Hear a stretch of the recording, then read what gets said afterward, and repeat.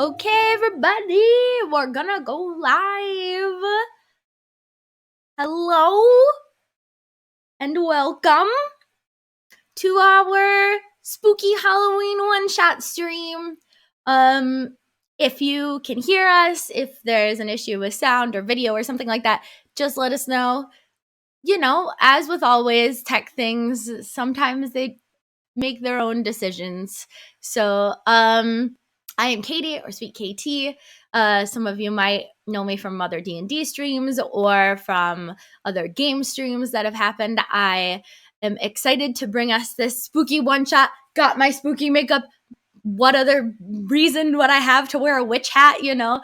But I'm excited to introduce the players and the characters that we have today. But just to give you a little bit of an overview on the actual adventure we're playing, we are doing a one-shot, like mini adventure from Midnight Tower RPG, which is a small independent publishing company. They do 5th edition compatible adventures. It's the same company that did An Unexpected Wedding Invitation. So if you tuned in for that one shot that we did, or the mini adventure we did back in January. Yes, two of our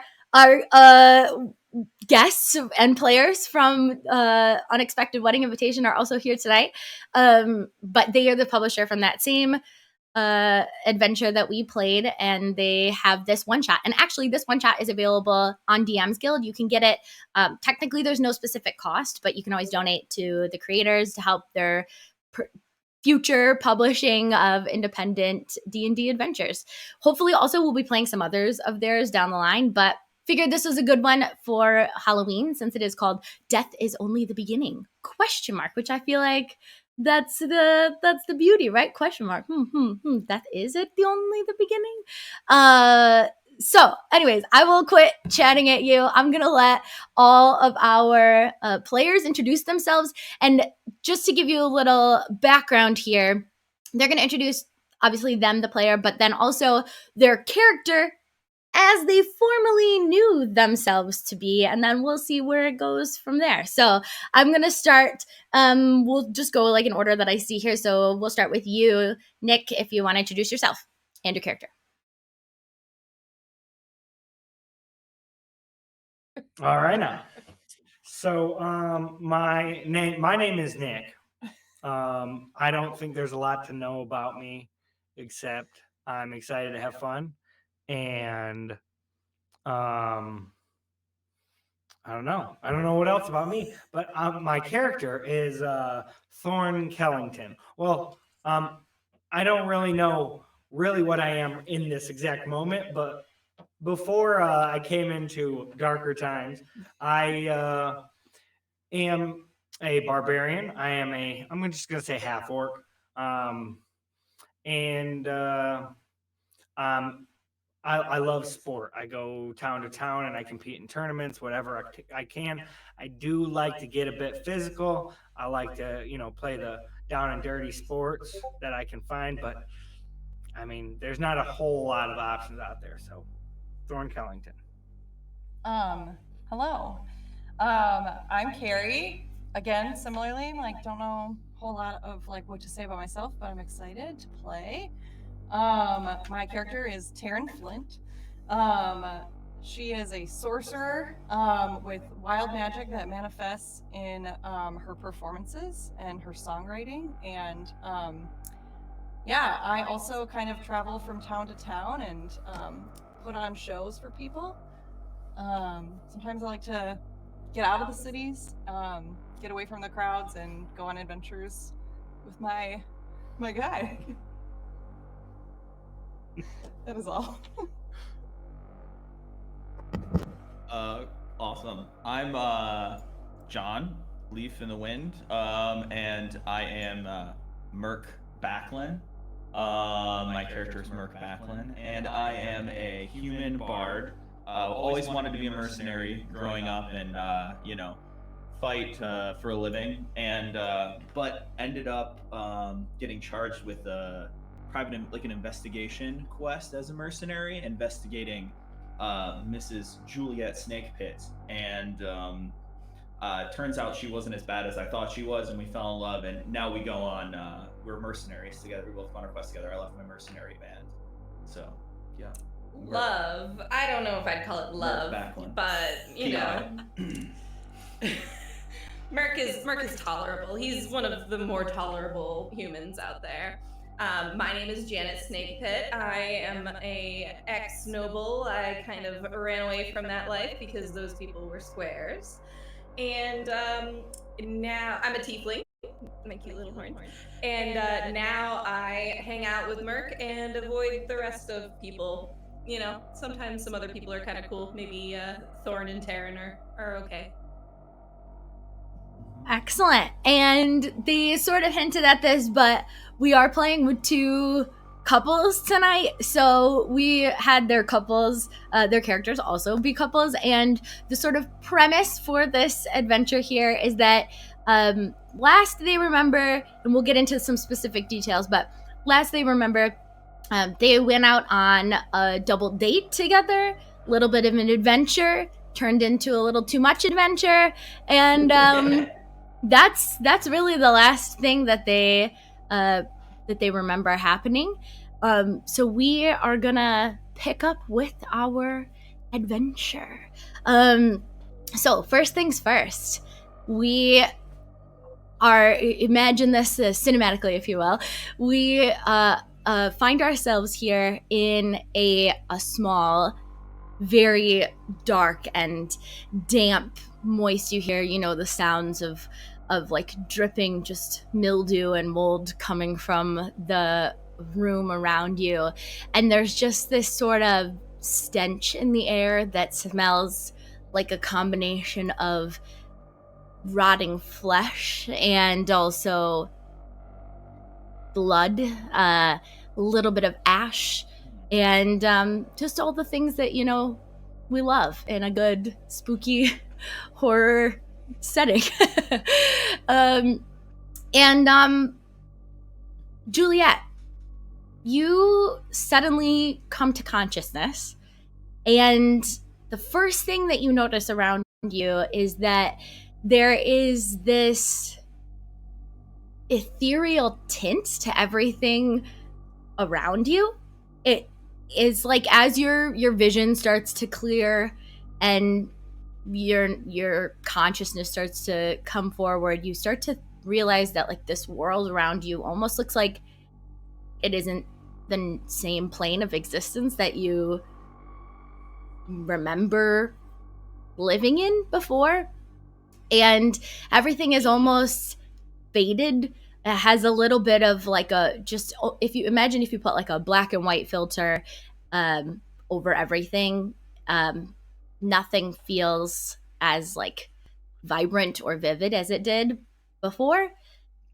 And you start to look around you, and sitting next to you is a stone table, and on the stone table is a mummified corpse that is weirdly familiar to you. And as you get a little bit closer and you start to view this corpse and it comes again more into focus, you realize that is you. And this corpse is the physical form of Juliet Snakehole. And I'm gonna poke it. Wait, no. You reach your hand out to try and poke it, and as you're watching your hand go towards this corpse of yours, and it goes through it. And suddenly you look at your hand and you notice for the first time that like your hand is transparent, almost like as if there's no like real flesh there. It looks like there should be flesh, but you can see through it to the objects on the other side. And you try and push your hand towards the corpse of your mummified body, and it goes through and comes back out. Well, shit. As you look around you a little bit more in this room that you're in, you notice that there is another stone table, also has a mummified corpse on it. This corpse, however, doesn't look familiar, and it actually looks even more ancient than yours. Yours is a little bit fresher mummification. The one that is on the other tablet, the other table, looks like it is in pretty strong decay. What else do you do? I guess I'm gonna go over and check out the more decayed corpse. I mean, do I see any of my friends or acquaintances? I guess I wouldn't really put us in a friend category. As you look around, realizing you didn't come here alone, you came here with other people. You don't see anybody else around you. This room that you're in is fairly small. Oh, it looks like you're a little bit quiet, Juliet. So just maybe get a little closer or talk louder if you can. You can move your mic closer to you guys, maybe. But the as you look around, this room is fairly small. You do notice that there are a few doors leading outside of this room. But in this space that you're in is mostly just stone walls, stone floor. Again, very damp. Lots of like mildew and mold everywhere. Some like bits of bandages and things on the around. This room is like clearly meant for embalming, so you see even some like jars of oils and wraps and things like that would use to mummify a corpse. Can I try to pick up anything? Can I touch things that are not my dead body? Sure. What would you like to try and pick up? Anything or specific or? I'm gonna go for some of those bandages. Those look cool. Yeah, as you move towards the bandages, you also sort of realize that you aren't walking. You sort of float, and your movement doesn't feel like walking used to feel. And your rest of your body, as you like process this, is as transparent as your hand was, and you realize that you're just sort of like gliding through the air when you think about moving and walking. You get close to some of those bandages and you try and pick them up, and similar to the way your body reacted to your corpse, your hand just goes right through. Well, sweet. I guess I'm a ghost. I'm gonna go look for Merc. Okay. He was with me last I remember. Yes. And actually, at that, I am gonna send you a description of your character. So hold on, I'm gonna send you that too. Okay, Kristen, you correctly identified. You are a ghost. Juliet, I should say.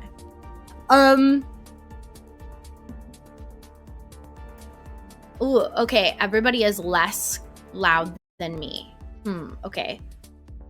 If I turn myself down a little bit, perhaps. If you click on the three dots next to us, can you on the stream together? No, I can't make you louder. I can bump you or change your volume level in that screen. I cannot. Guest volume is an option for me when I click on that. Yeah, I can't. Like when I go to your portrait and click the three dots in the lower right, you don't get that option. I do not. No, I see what you're talking about. I don't have that though. I can decrease my own volume on the stream though, and then that way, hopefully, everybody can just turn up the stream in general. Yeah, I don't want to bump our gain too much, or else we might get feedback from other people. Okay. What about Okay. Well, I just adjusted my volume a little Let me bit. turn on automatically. Oh, whoa! You're just super loud now. Don't got loud. How's that? Better? Yeah. I mean, I feel like we much can hear you better. fine, so okay. Are we okay? All right. Good. There's reverb. I do not. I think you have. You think I have more control than I have. Can we reduce reverb? Yeah, I hear the echoes too now. I did not hear them before. Oh, my tech crew. Is it because we were all talking at the same time? I don't know. Did we have reverb earlier? Need someone to do a creepy laugh. Yes. Oh, there will be. That's very good. They're good. There will definitely be creepy laughs throughout. Don't know how to decrease Did you that make that? reverb. Did you make that? Is it echo from other people, or is it reverb as in like room reverb? It is like echoey almost. I hear it too. Yeah, some echo. Okay. Hmm. All right. Well, I'm turning down our speakers here to try and help with that. We'll Okay. see if that improves things. Fingers Should we test crossed. it? Oh, gone. Oh. Okay. Great. Hey, Are we look okay? at that. We did it. Okay. Okay. All right. So,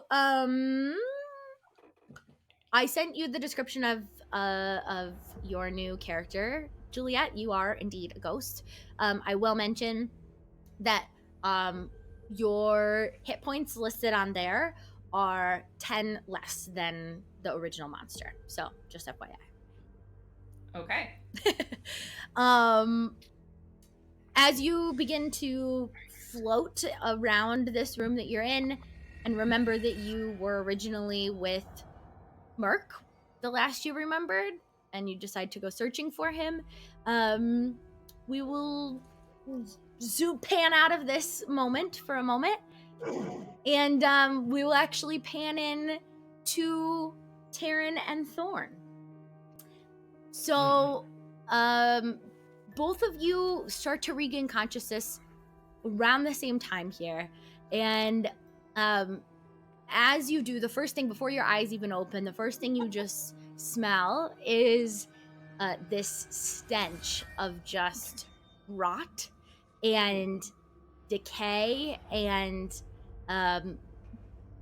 bodily fluids that you probably wouldn't normally want to be smelling so strongly, and your senses are just immediately overwhelmed with the strong sense of rot and decay. And as you begin to open your eyes and start to like process everything else that's going around you, you look and you notice that you are in a like dungeon looking space. There is corpses near you that are clearly completely past the alive existence. And you look down at your own corpse and realize that you also look like that. And as you start to maybe try and see a little bit more of what you look like, you realize that your arms are actually chained to the wall above you. And you can't actually move your arms We're gonna do that. or process Sorry, anything. like we're gonna commit to the bit and hold our arms. Yeah, just hold your arms for this whole time. I didn't realize it was this kind of double date. Oh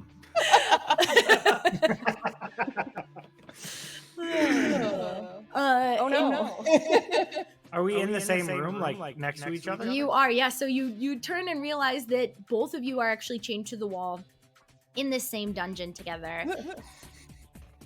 And as you look at the other one of you, you realize that not only does your body look slightly decayed, but your partner's body is even more disgusting, especially looking at their face. There are, especially on Taryn's face, you notice that there is like pieces of her cheek that is just like gone, and you just see bone. On your face specifically, Thorn, there's just like you can kind of feel it yourself, and definitely you can see it, Taryn. Thorn's teeth are suddenly like massive, like they did not look like that before, and they're like almost like he's got fangs, but not fangs like vampire fangs, but like a whole mouthful of fangs. Not only that, but also you are always obviously a physically fit individual, Thorn, right? Especially that's sort of your identity. And yet your body still retains some of this physical fitness, but it looks very different. Your skin is gray, almost like a gray green, and your muscles, even though they are still there and like very defined, and you feel like you're still pretty strong. You also realize that they're like not in the same places they were. Like you have weird arms that are extra long that shouldn't be.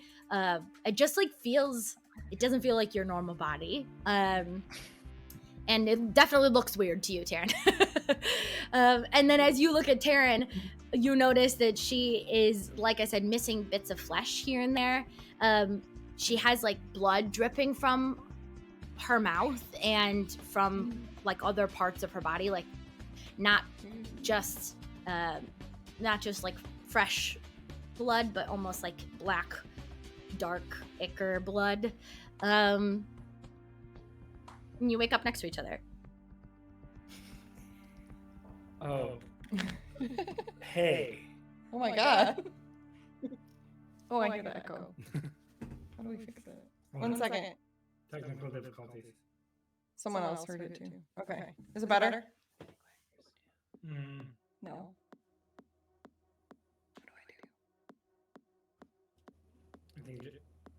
I think just go. Yeah. Just go. Okay. Yep. I hear it still. It's bothering. I'm sorry. Sorry, we're getting an echo. Oh, you're getting an echo too now? Dang it. Yeah, it's bothering me. So What is with these echoes? I don't know. How about now? Okay. Can you hear me? Okay. I do. Yeah, it is. You're the person who knows how to fix it. Okay. Well, One moment. well, how would we be hearing our own echo on our? Oh, I found out how to turn you up. Hey, listen. Figured it out. If you turn us up, we can turn our gain down, and that might help echo-wise. Yeah, let me do that. Okay, Oops, Xanthar said good in chat for them. Carrie and Nick, try talking. Hello. Hello. I didn't Sorry. hear the echo. Yeah, there's no echo. It's a little greeny, Yay. but it's good. It's good. Oh wait, I think I heard it. I hear Yeah, I it when think- I'm closer to the mic. Yeah, I think it went away too. I think you're good. Okay.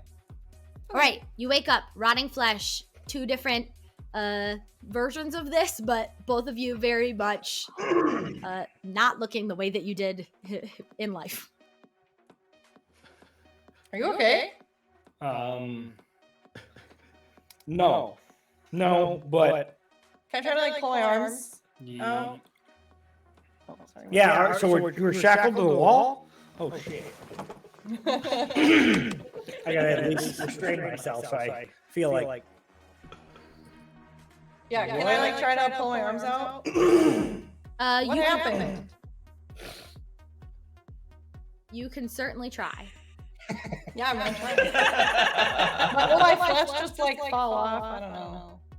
Like I'm just gonna give it a little shake. All right, go ahead and roll me.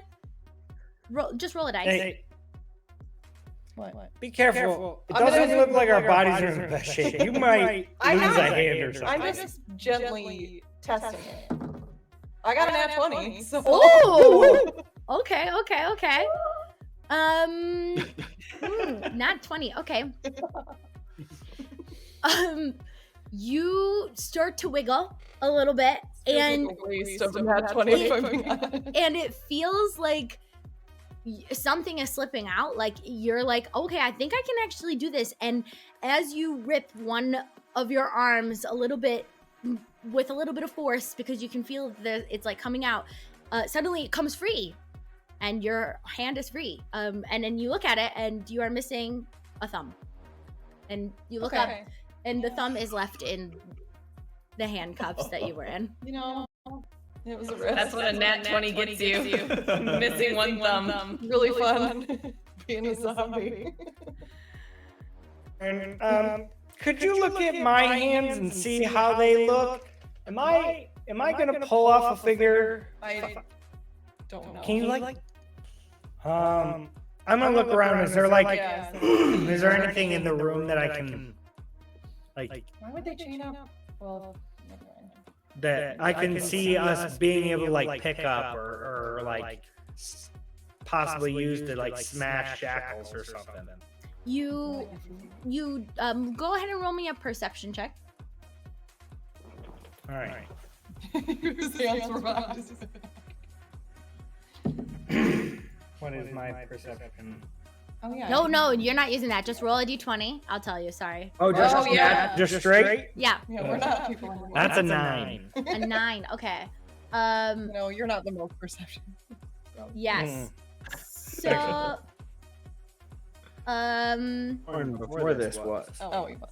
as you In the look room. around the room, really the only thing that you see is these other corpses that they are not even like really chained to the wall anymore. Some of them, there's like a bone left of an arm that is chained, and the rest is sort of just completely rotted and decayed. They look almost like emaciated versions of what you guys look like. What will be soon. And there's Can I not reach him? there's not really much else. Yes, you can touch him from where you are with your thumbless hand. What? Why are you poking me? I don't have a thumb. Oh, Can I like reach touch me with your. Can I reach the like chains or anything? They're a little bit too high for you to reach because his arms are pretty long. Oh yeah, freakishly. Okay. Our cat. You so do- I'm gonna look up and like, do I feel like looking at it? Do I feel like I have room to wiggle out like she did, or am I seeing that? You want to keep all your fingers? I'm probably So- gonna lose some so digits if I do. So.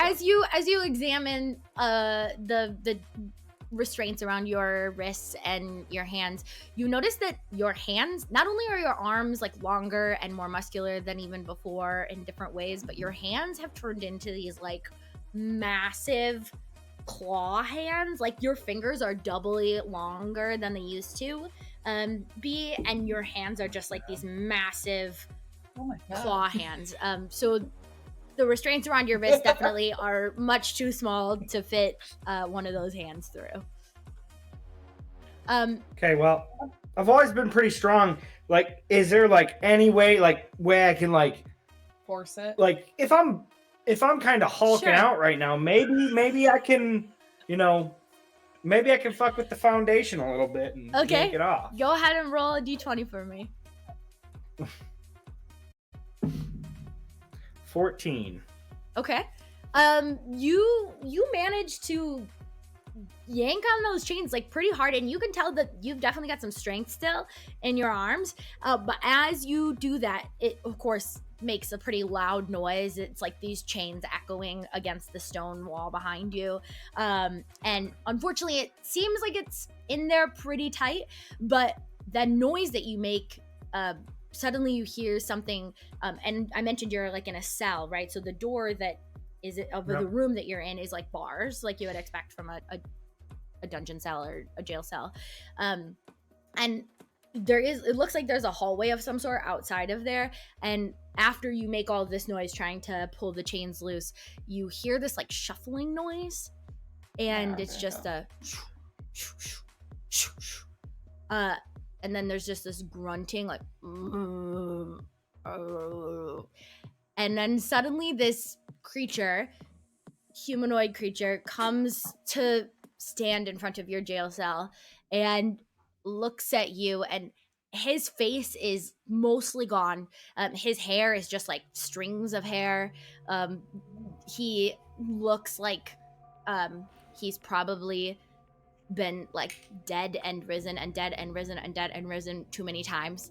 And he just looks at you, and if you can tell from his minimal expression, he looks like he gives you a little bit of a frown, and he kind of whacks at the bar of your door and goes, and then he starts to shuffle away. Seems to be displeased with you.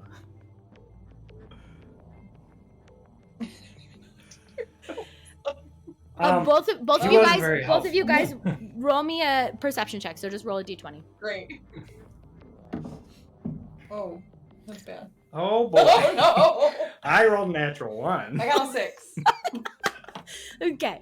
Well, you are very distracted There's a lot by. going on right now. Yeah, you are very distracted, Thorn, specifically by the fact that as he turns around, you notice that a part of his back there's no skin at all, and there's literally intestines just trailing out the back of his back, and that is completely occupying your brain while he turns and walks away. However, Taryn, you do notice that actually there is a key ring on his belt. As he turns around, you see it on the back of his hip. My other hand out. Should I risk my fingers on the other hand? You're talking. We are gonna actually pause there. You can think about what you want to do with that information. I'm gonna send you guys both of your character stats as well. Give me 1 second here. Okay. Doo-doo. That guy looks like shit. Okay. Is that an intestine I don't know joke? if you want. Hey, do you want to make a guess on what kind of character or what kind of creature you are before you see I these? think I'm a zombie. No, close. Or like undead. Oh, okay. Yes, you are all undead. Oh yeah. Whatever. You So are I got it right. you are a ghoul, and Thorn. I don't know what he is. Thorn, you are a ghast. You should I don't think I've ever look seen them it. up if you would like to see what they look like. They're very fun. Yes, a Barbie Whoa, ghoul. those are Yeah. crazy hands. Yeah. Oh my god.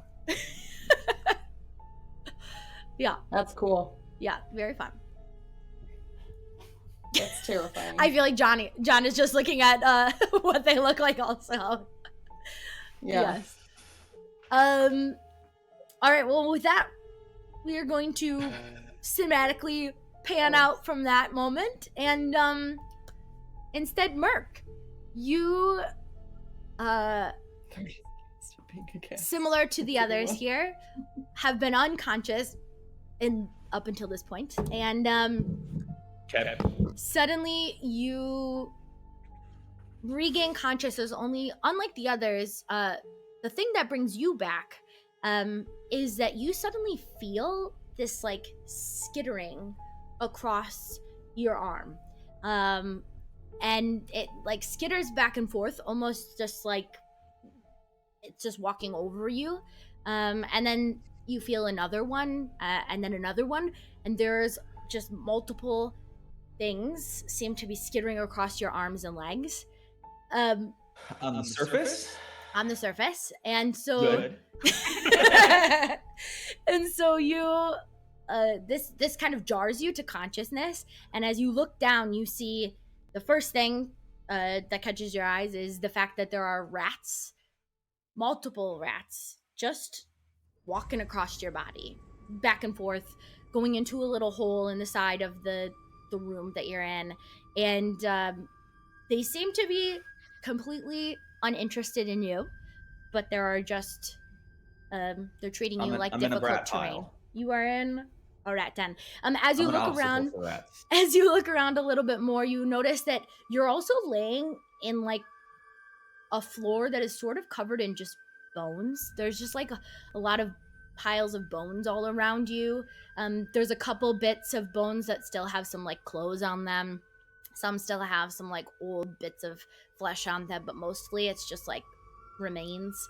And the rats start to nibble on some of the bits of flesh that are still left on some of the bones. And you start to sort of realize this and process all of this, and you look and realize you yourself don't look like Merc used to look, and suddenly you see that your skin is like falling off in pieces. You especially notice that like some parts of your own bone are exposed, like parts of your forearm, just a bone. There's no more flesh bone. there. Just bone. I'm just bone. Okay. Got it. Okay, what about the room? Right. Yeah, the okay, so room- I'm on a pile of bones. I've got rat friends. Yeah. Where am I? Yeah, the room you're in is very dark. There is no light to be found, but it's just Okay. you can still sort of process a little bit of like what's around you, right? But you do notice that it's just a small stone room. There seems to be a wooden door in this room, but otherwise it's just a pretty small room. Gotcha. Okay. Do I have my loot? Like priorities, right? Okay. Yeah, Is my loot great question. You have no items on you at all. In fact, the clothes that you're wearing do seem vaguely familiar. They look like if you were to take the clothes that you were wearing that you remember last, and completely tear them up and rip them up, and some of them are burnt and decayed, and some of them have are gone. But it is still technically your clothes. But aside from that, you are wearing nothing. You have no other equipment. You have no other weapons. And actually, this goes for all of you. You all notice that there is no equipment or weapons or anything on you at all. It is just the clothes that you were at once originally in. Well, I wouldn't be able to touch it even if I had it, so. Yeah, because if I had my loot, I'd maybe try and cast a spell or something. Like I would think I would try to do, but Can you cast some spells without your loot? Can you sing without your loot? Oh, I can sing, yeah, but I probably can't do anything useful, honestly. Could blow some bones away with Thunderwave or something. I try to, but that sounds like a bad idea till I kind of figure out what's going on. So I guess I'm gonna try and stand up, and then, like, I can't see anything. You said it's darkness, and I'm just a human, so I'm like, or was at least.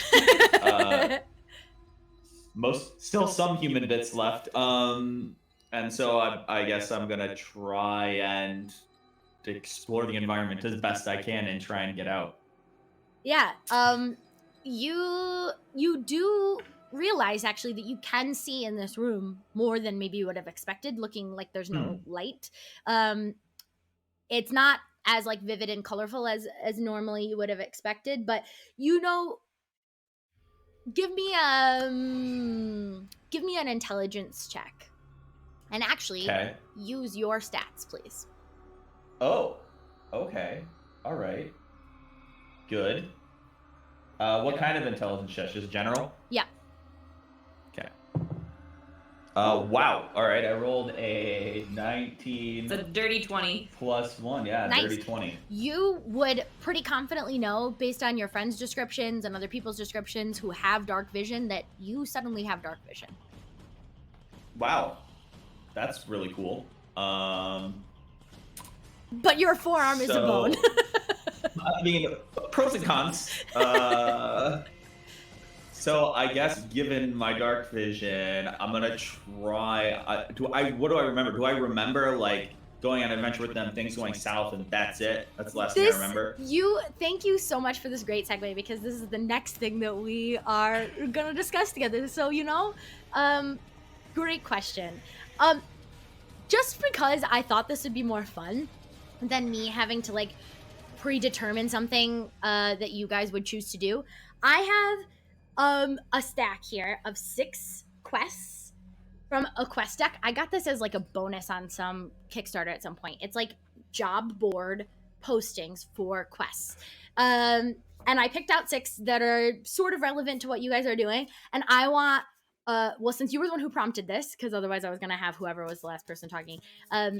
I'm going to have you roll a d6, please. And we are going to pick which one of these quests you guys went on last you remember. We die. Number 1. A 1. Okay. So, the 4 of you knew each other loosely from being in the town together, and all of you have some connections to different types of adventuring and the adventuring community, whether that's traveling or taking quests or fighting things or protecting people or whatever it might be, right? Jobs of different sorts. And so you decide to enjoy a fun evening of maybe spending some adventuring together instead of maybe you normally adventure alone or with your partner. That maybe it'd be fun to do something as a group, as a party. And so you find this specific quest on a job board that says, the bears in this area have been uncharacteristically aggressive lately. They chase everyone away from those old stone structures in the hills. Everyone says they're attacking us, but I think it seems like they're almost trying to protect us from something. But what is more threatening than a bear? And that sounds very I mean, curious. I heard the bears aren't very good this year. Yeah. So that's. I remember going on that quest today.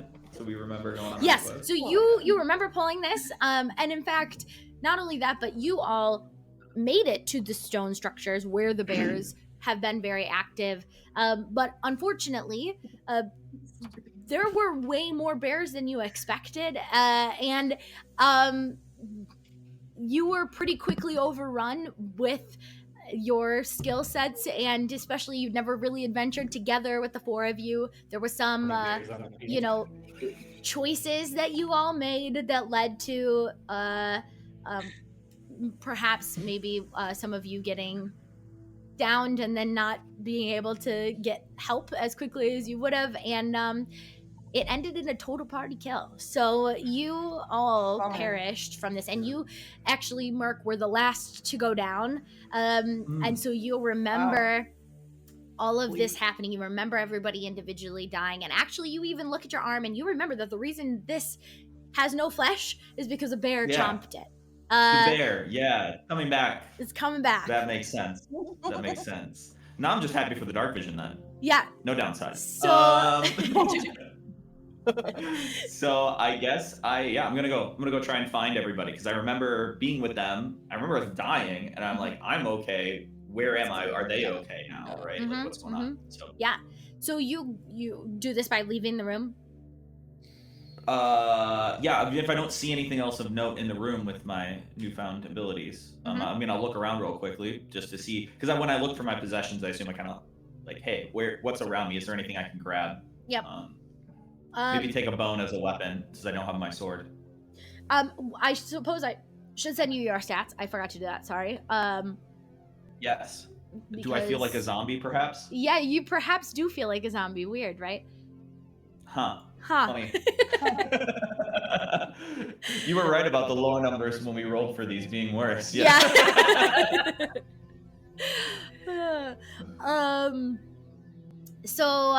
Yes, you perhaps are a zombie, and you start to go towards the door. You grab a bone on the way out. You start to go towards the door, and as you try and pry the door, it is stuck. Doesn't feel like it's locked. It feels like it's like jammed or something.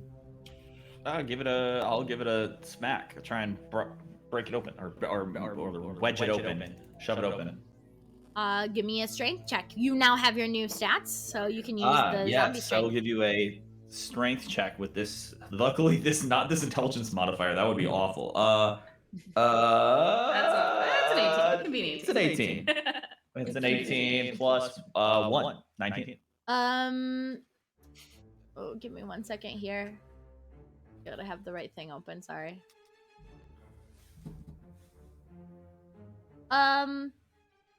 What was it? On 18? 19. 19. 19, yeah. Go ahead and roll some damage for me, please. Okay. Unarmed? 1d4? Okay. No, whatever. Well, use your zombie. Your a zombie, a slam. Yeah, you're slamming into it. +1. 1 + 1. 2.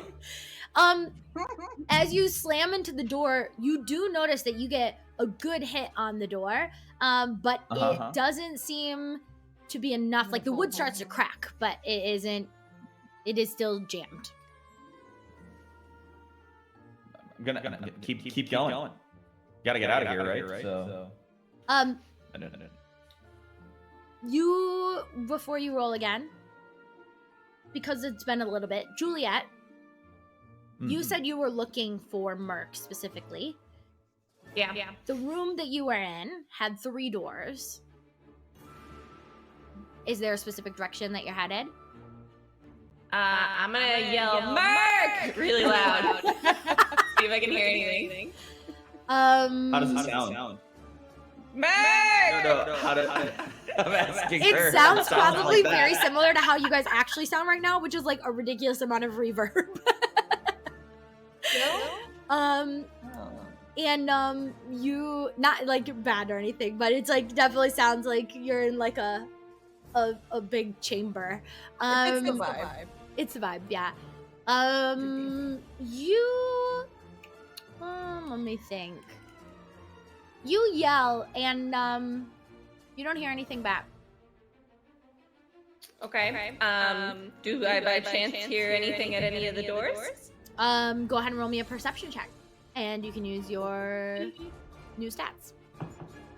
I have passive perception 11, but I didn't roll an 11.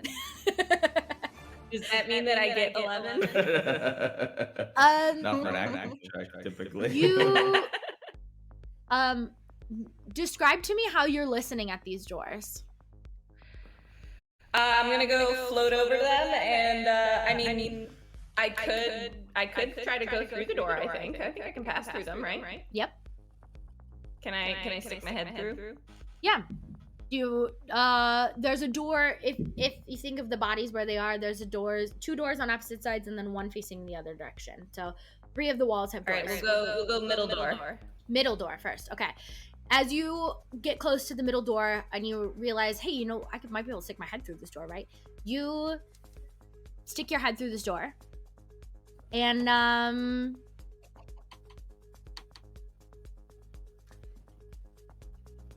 I would. Hold on a second. I get to roll my first dice.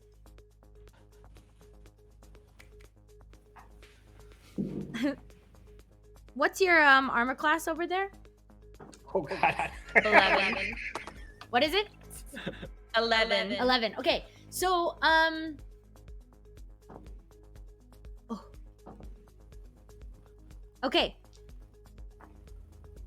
So you stick your head through, and immediately your head does go through, and I'll describe what you see on the other side, but immediately when your ethereal form goes through this door and like makes contact with this door, you hear the sound of like magic, and suddenly there is like a and you hear the sound of 3 magic missiles coming out of the door at you.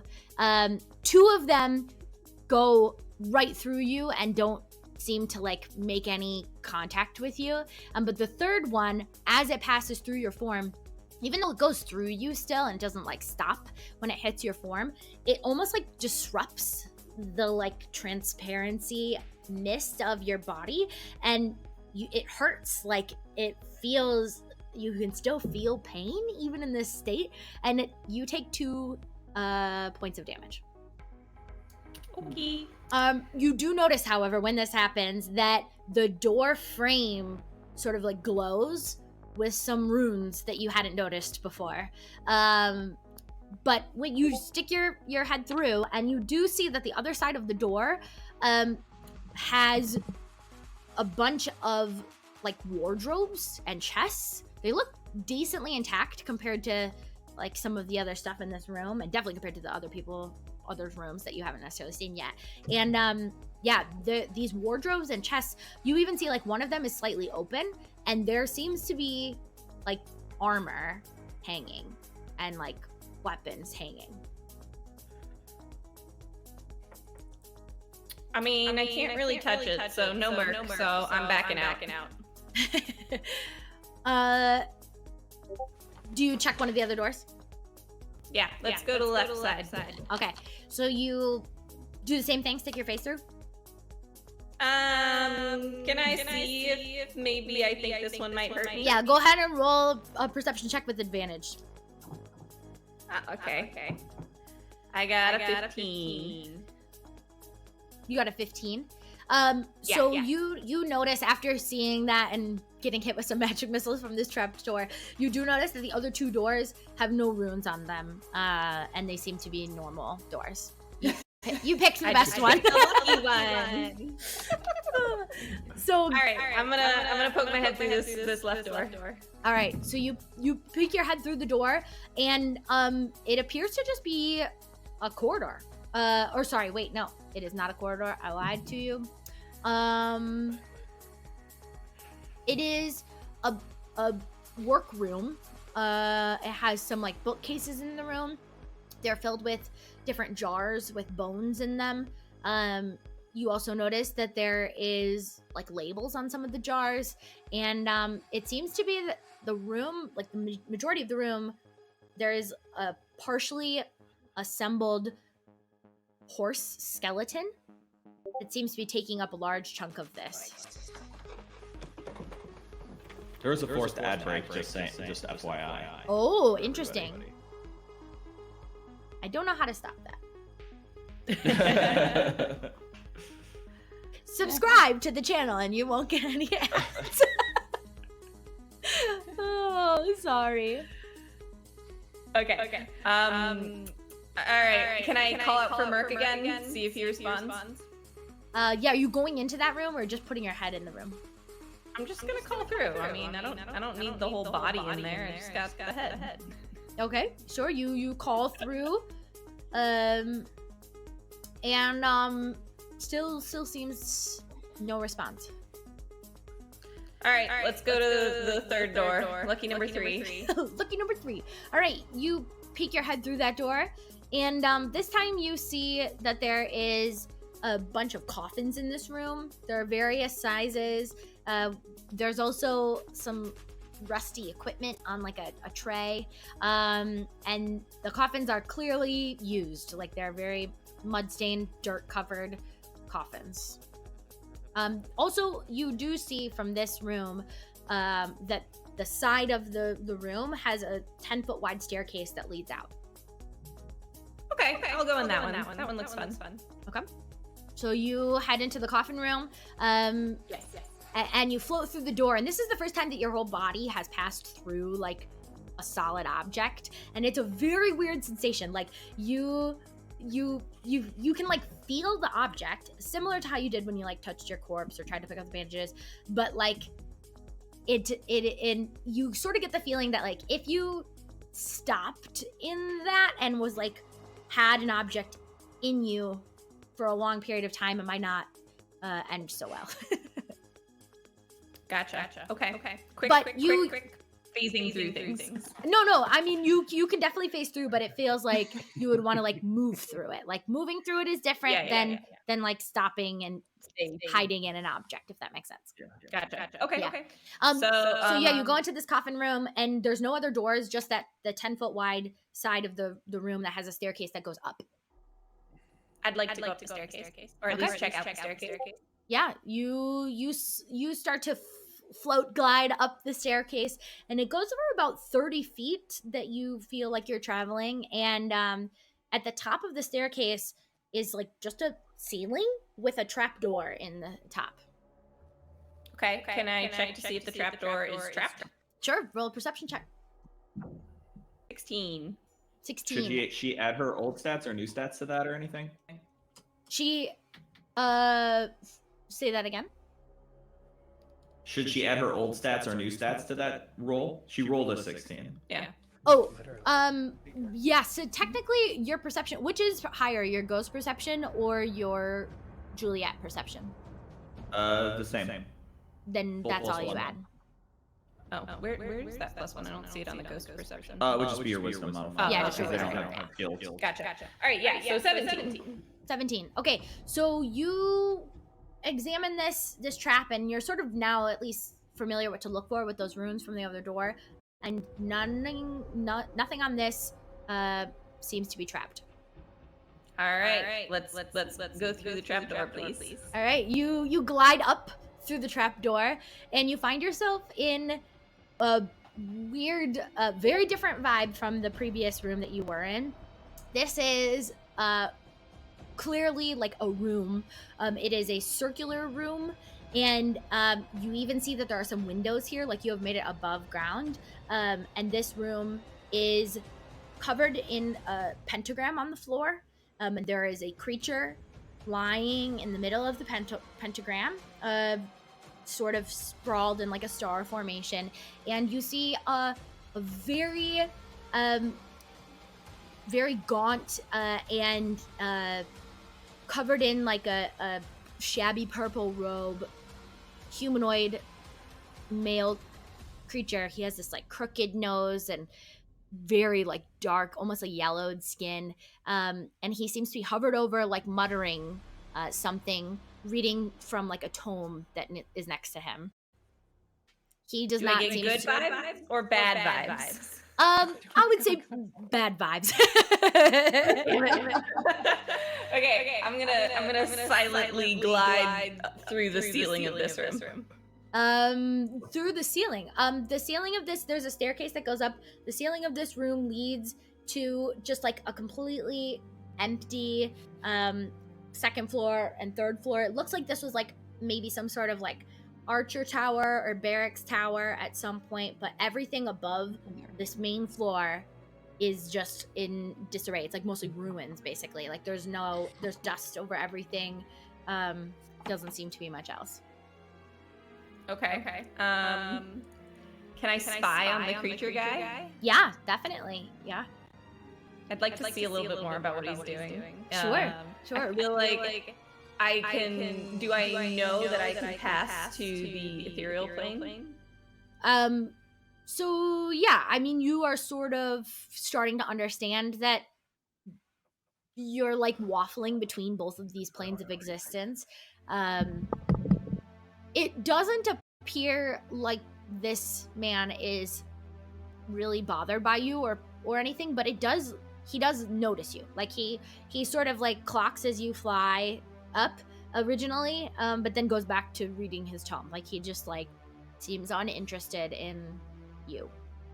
But he's muttering something. You don't understand the language that he's speaking, but he's also like muttering under his breath. It's not like he's like chanting a spell necessarily, but it's like he is like reading some bits of the spell and then trying to understand things. He has a notebook near him as well, and he's like taking notes on things. Seems to be sort of like studying, maybe practicing something with this creature displayed on the ground.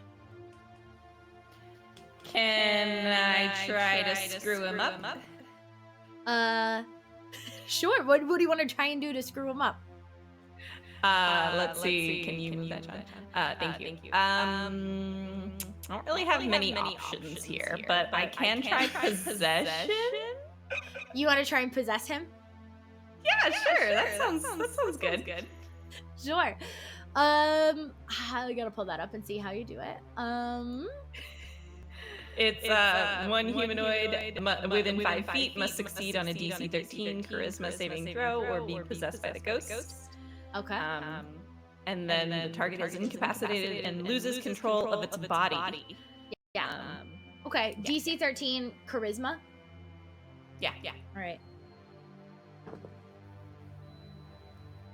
Okay, so you fly to this creature and you've never done this before, but you're like, I think that like I know ghosts can possess people, so like maybe I can try and do it too, right?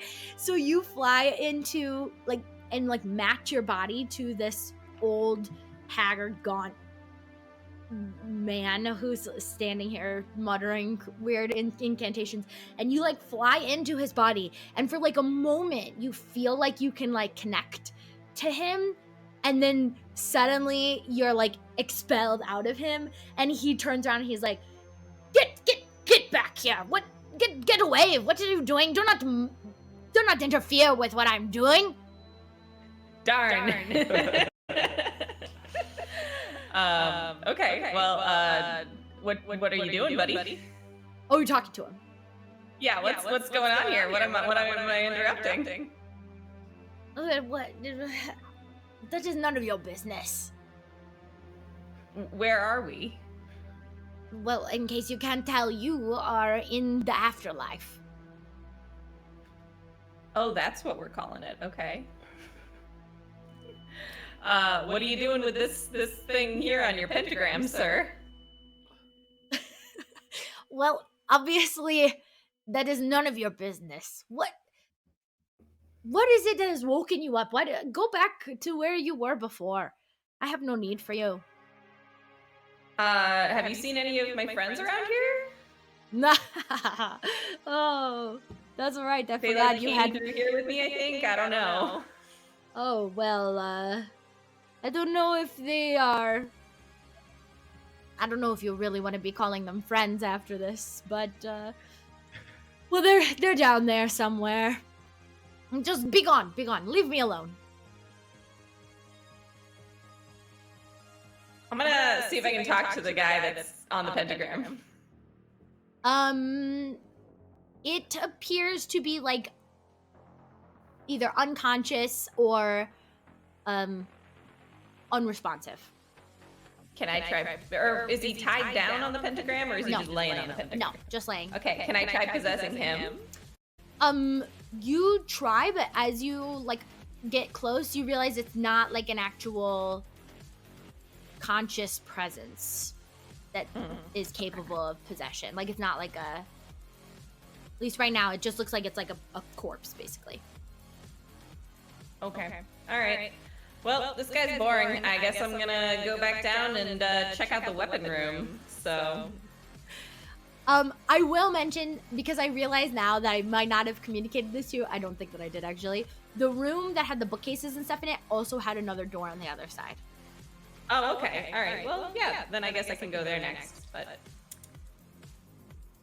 All right, you fly back down, back through the other room, through the coffins, through the mummy, through the bookcase with the jars, and you make it into a corridor. You keep going down the corridor. Sure. Are you saying anything as you go? You just flying quietly? I'm calling out for Merc. Just Merc! I want to find Merc. I don't know what the heck we're doing here. Eventually, as you continue around the corridor, Merc, from inside the room where you are, and you're trying to push yourself against this door, give me another 2 attack rolls on that door, please. 2 attack rolls. Do you need just the D? I haven't forgot about you, Thorn and Taryn. We're coming back. Just the D6s? Yeah. We'll roll your attacks. D20s. Okay.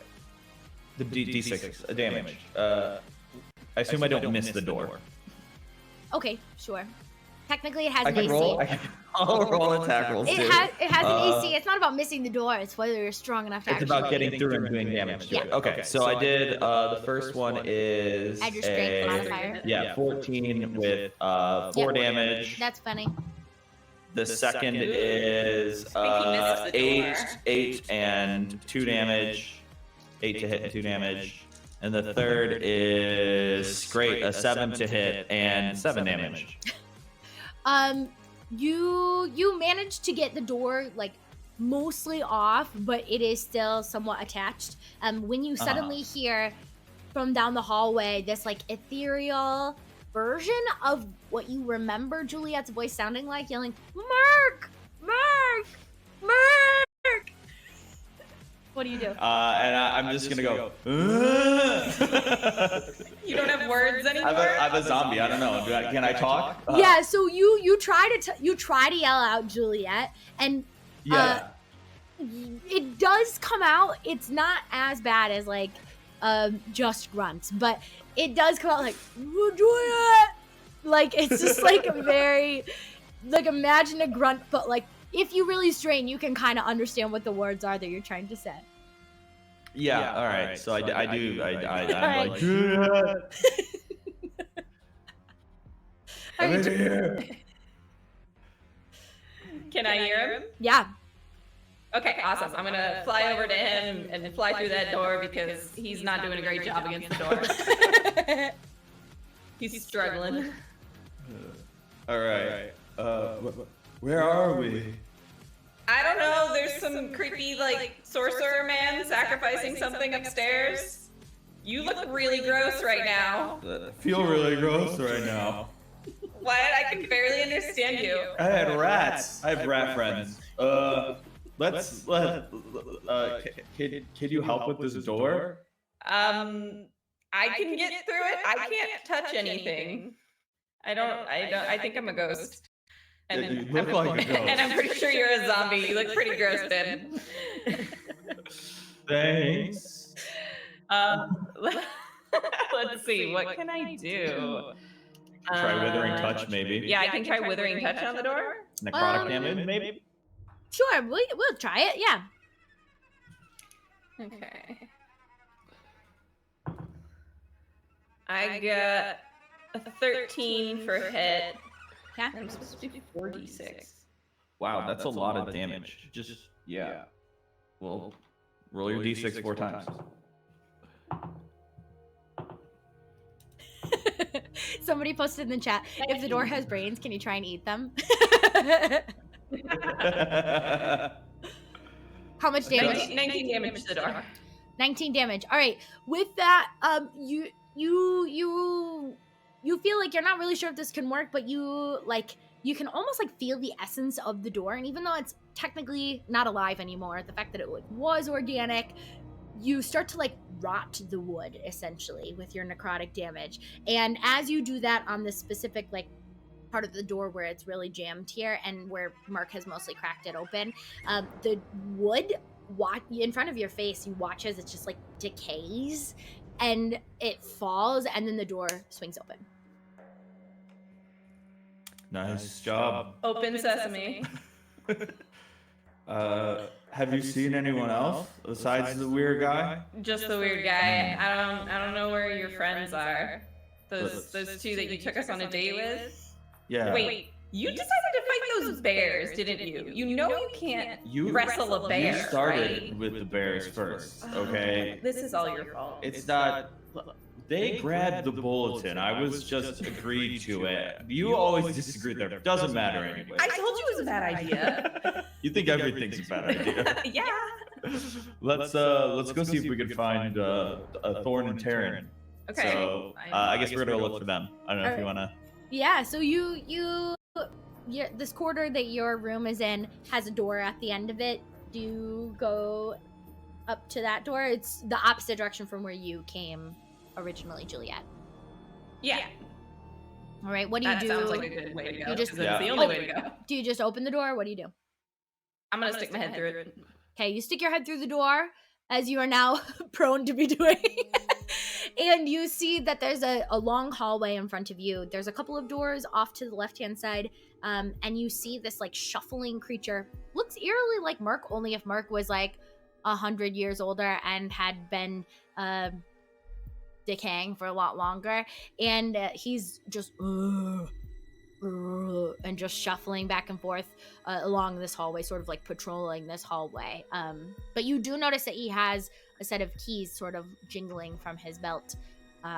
That's all you see. Can I tell? Shut up a second. Can I tell if he looks like Thorn by any chance? He does not, as far as you're aware. I mean, to be honest, Merc doesn't really look fully like Merc, but he looks enough like Merc. This creature is so far gone that even if it was Thorn, you might not even really be able to recognize him. Yeah, but it doesn't have any markings or things that make it seem like it might be Thorn. All right, I'm gonna pop my head back in. I'm gonna tell Merc, yo, there's a there's a super deceased version of you through that door, but he has some keys. And one thing I've learned from our adventuring is we gotta go steal some keys. When you say version of me, you mean there's like they cloned me or something? There's like multiple. No, I just think it's another zombie. Oh. I'm a version of a zombie. He's not a version. Whatever. Let's go through the door. I'm gonna try and open the door. Yeah, you can. This door is not locked at all. You open the door. Your intelligence is so low. No. I think the zombie intelligence. I have my normal intelligence. I should mention. I don't. Also, I'm hearing an echo. I don't know if you guys are at all, but I'm hearing an echo again. If you're in chat, let me know if you're hearing that too. But I think I mentioned, yes, they say yes. I think I mentioned this before, but you keep your intelligence score from your player character. It's continuous. We're used to it by now. Oh, no. I was just telling Nick on mute, like, oh, you guys are both emo. So I didn't really think about that. Great. They're both emo, yeah. We're both golden retriever boys. Just happy to be here. All right. Well, I open the door. All right, you open the door, and the zombie creature that was shuffling back and forth turns to look at you. It doesn't seem to notice you, Juliet, but it does notice you, Merc, and it starts to shuffle towards you, like, and he is like gesturing at your room, and he seems to be like he's gonna try and like get you back in your room. Okay. I'm gonna try to hit him with a withering touch. Yeah. Okay. I was gonna cast spell. So. All right. What you- happens if a ghost gets killed? I'll be fine. We might find out. We'll see. That didn't hit. What do we have to lose? I got a 7. Yeah, your 7 unfortunately does not hit. But barely. Almost. It almost does. Zombies are very easy to Zombies hit. are not that hard, apparently. So yeah, you reach towards this creature who is shuffling towards Mark, and your touch starts to like give some like necrotic power, but it's almost as if like you aren't really fully used to this power yet, and it's like tapped out, like it doesn't seem to work. You're like, it's like trying to light a spark, you know, like you're like, oh, I had a flame You once. saw my juice on that door you couldn't kill. At this point, Thorn and Taryn, Jeez. Called ectoplasm, come on. Thorn and Taryn, at this point, you guys hear this talking in the hallway outside because Juliet and Mark have been in the hallway talking. It's faint, but you can hear it from coming down the hallway. So, hey, when we talked to each other earlier, did we kind of have like our normal voices or like? Yeah, I mean, yours didn't sound as normal because you have like a lot of teeth that are very large. Yeah. I'm still trying to figure out how to get around Teeth. these. Just the whole teeth situation. Guys! Is that our friends? It doesn't matter. Doesn't matter. Hey. I'm gonna try. I didn't try this earlier. I'm gonna try to use. I already forgot. Shocking grasp, which I would have known already. To try to break the chain. Break those chains. Oh, because you have one hand free, or I do have one hand free. Is All that right. allowed? One hand? I know I'm not gonna be able to do it. But Yeah, you can try and do the like somatic and material or motion components that you would normally need to do for that spell. But as you try and do, it's like you have no like that core of you, especially as a sorcerer, the core of you that you know like your magic stems from is just like not there. Mhm. Nothing's coming up from it. Help! Oh shit. What? So also, by the way, this whole time I didn't really ever stop. I'm just kind of like pulling at these Yeah. as regularly as I can. That's Give me kind of my only yeah. attack at this point. Give me a couple strength checks. Okay. Wow. I got a 5 and a 6. Did you add your? Wait, no. Or probably minus. Probably. No, I think you have a high strength. Okay. Yeah, you have a +3. Okay. So I had an 8 and a 9.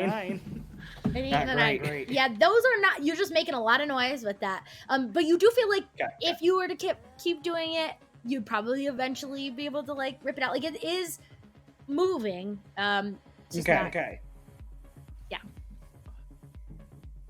Well, I'm sure after a couple of tries, I'm going to take a break because it's making a lot of noise. And so Every time you we do hear that. every time you do that, zombie comes back over and is like, "Urgh." That's fine. Hey, would you agree we're like goners, right? Like we're Yeah. we're dead. Yeah. What not are like- you gonna do to me, fatso? Just yell at the You jabroni. you jabroni. Help! Classic Midwestern Forgotten Realms insult, jabroni. Yeah. Juliet and Mark, you do hear this happening. I Yeah. will mention that the zombie in the hallway is still shuffling towards you, Mark, as if he wants to push you back into the room. Okay, I'm gonna attempt to mock him viciously. All right, you And I'm do. gonna say, I know you looked much better when you were alive. Oh my god, how long have you been down here? And then make fun of him. And it Does that comes work? out. You look much better alive, and there is, in fact, it does make Juliet laugh, but not because of the spell at all. That's like the worst thing that can happen to a bard. Yeah. They die. I know. Got rid of my voice. So it does not work. He does not feel mocked viciously. No, and in fact, you Yes. can tell that like Smack him or something. your Alright. like it factor, your X factor that makes you such a great Yeah. bard is just gone. And maybe it's because Yeah. you can't really talk normally. Maybe it's because your flesh is falling off of you. But Maybe because I'm dead. maybe because you're dead. Who really knows? I'm dead. Yeah, I'm Vicious- just gonna. In the chat, vicious laryngitis. Yeah. I'm gonna try and slam him, I guess.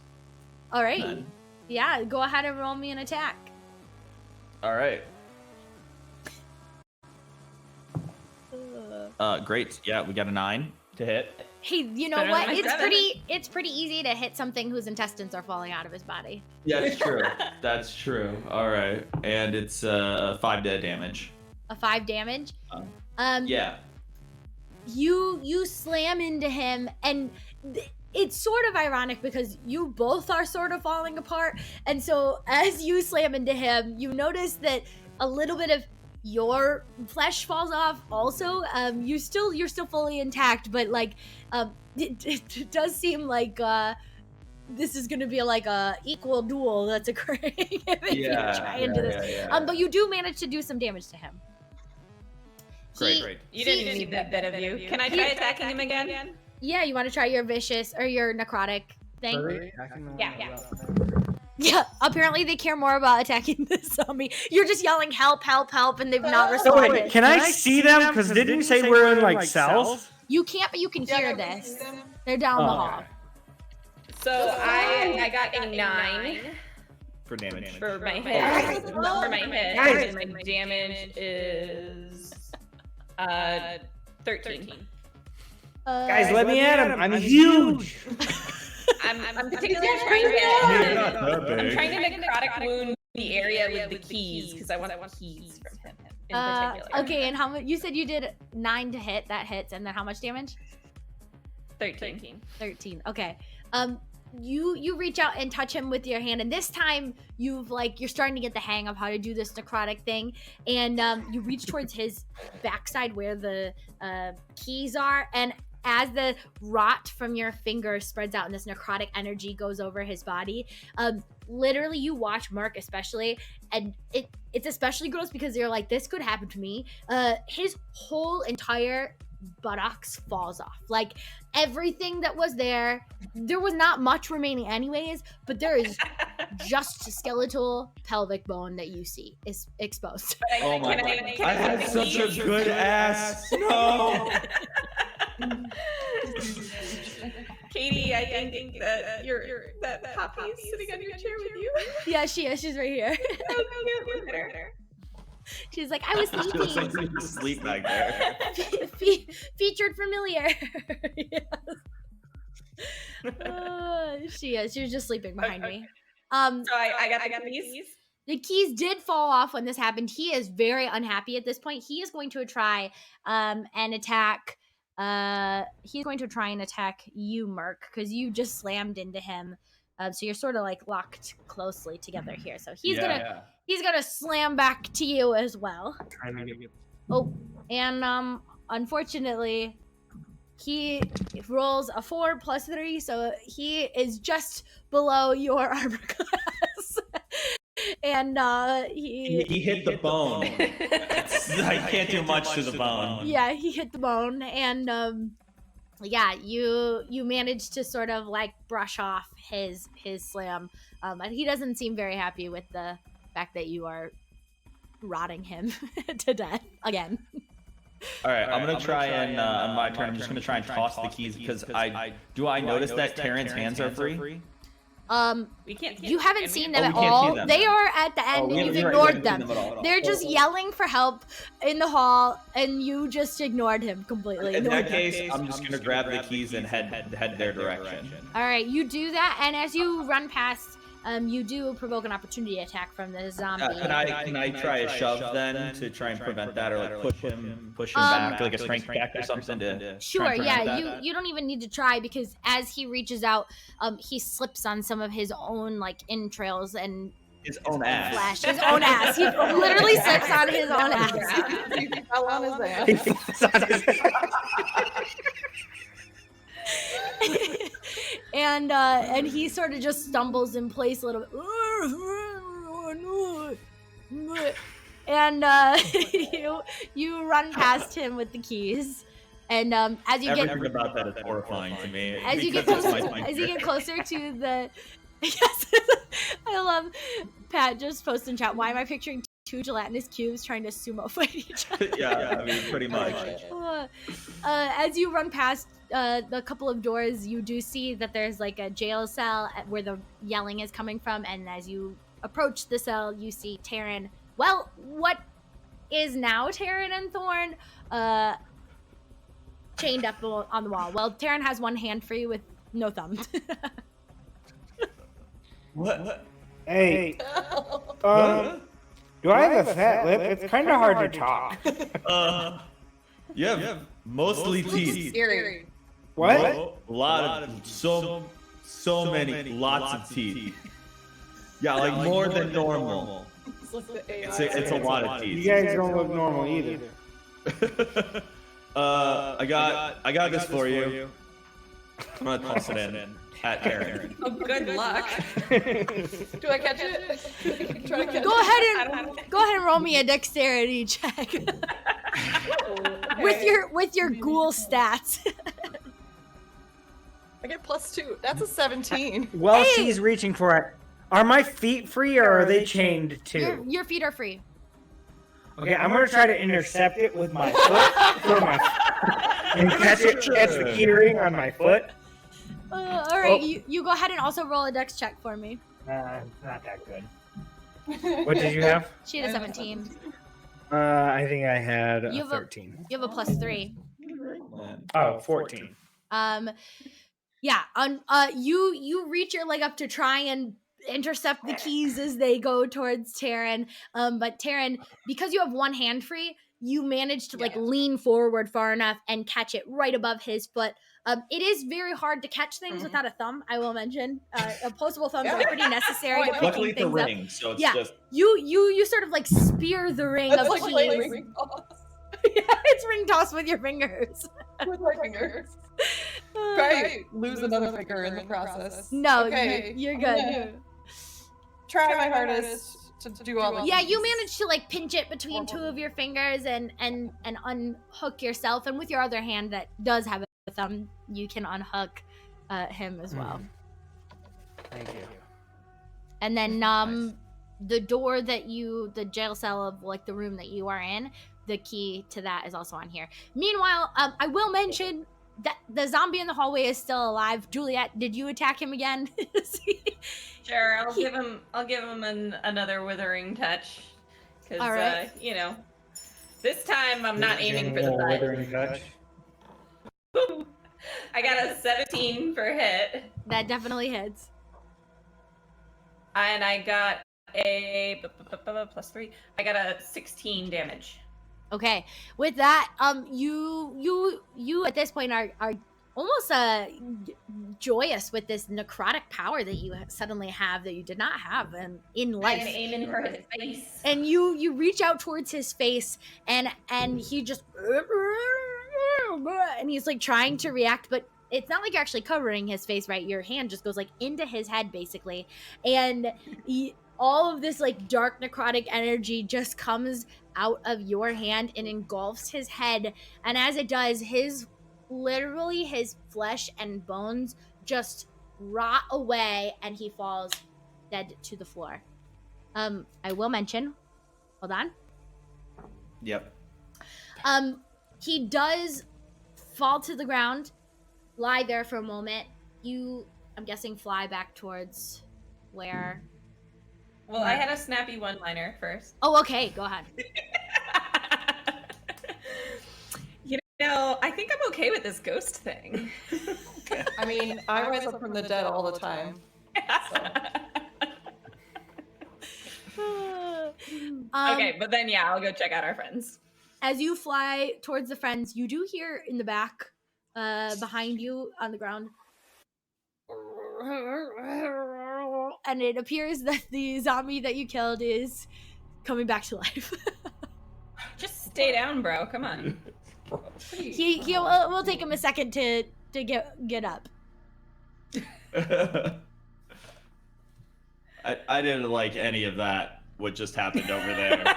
Just so we're clear. I would never do that to you, Merc, Yeah, unless just you get really annoying. Keep those hands away from me. That's all. That's all I'm saying. I can't even touch you.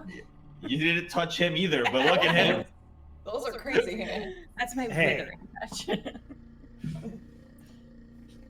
Who knows? I can get used to this. So I'm gonna walk over to the shackle that was on Terran's hand, and I'm gonna grab the thumb that came off, and I'm gonna put it safely in my pocket to keep it safe. No. Thanks so much. Yeah, we'll find somewhere to get it fixed, or I don't know if people do that, but Not nice. This is the So- first time you are all seeing each other too. Ooh. do I have any sense of like? Does it feel like I was like just recently adventuring and now I'm here, or like do I have any sense of time that has passed? You don't really know, but your body looks like it is not recent. Juliet, you would have the most potential chance of getting like having some sense of time because you saw your own mummified body. Yeah, you guys look pretty horrible. You look like you were mauled by a bear. Yeah. Oh, thanks. You're talking to me too? Yeah, a little bit. We were. Sorry. We were. You look like the wall behind you, half. Yeah. Pretty much. Yeah, So I'm there. okay with it, you know. I've come to terms So wait. with it. Yeah, can we see her? Yeah, a little so bit? Okay. yeah, she's like very ghostly, Like like we would Pepper. expect. Yeah, so she's like transparent. You can see through her. She's like sort of ethereal, and she does sort of like shift in and out of being a little more like corporeal. So like sometimes she's a little bit more, opaque, and then other times she's very transparent.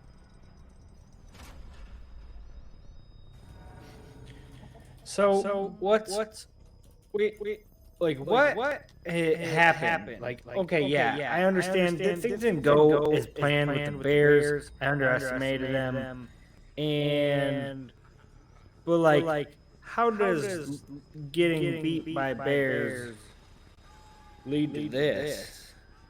Yeah. Well, the weird chanting man I saw, he told me that we were dead. This is the afterlife.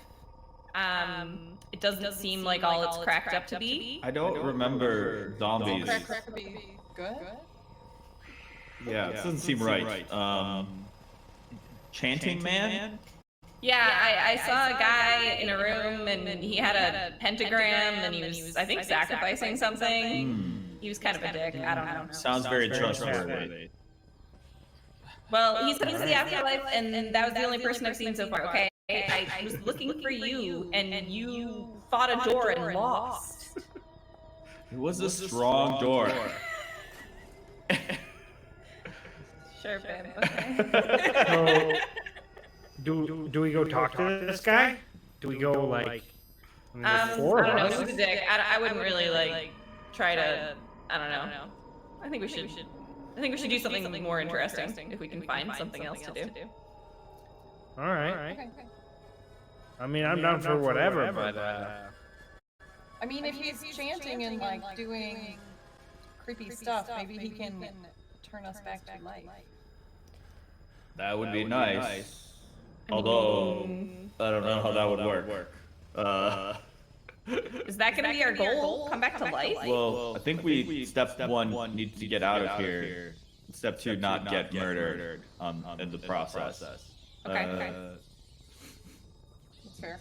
Yeah. I'm down. So where can we go from here? We're in the cell, hallway, cell. They're in a cell, right?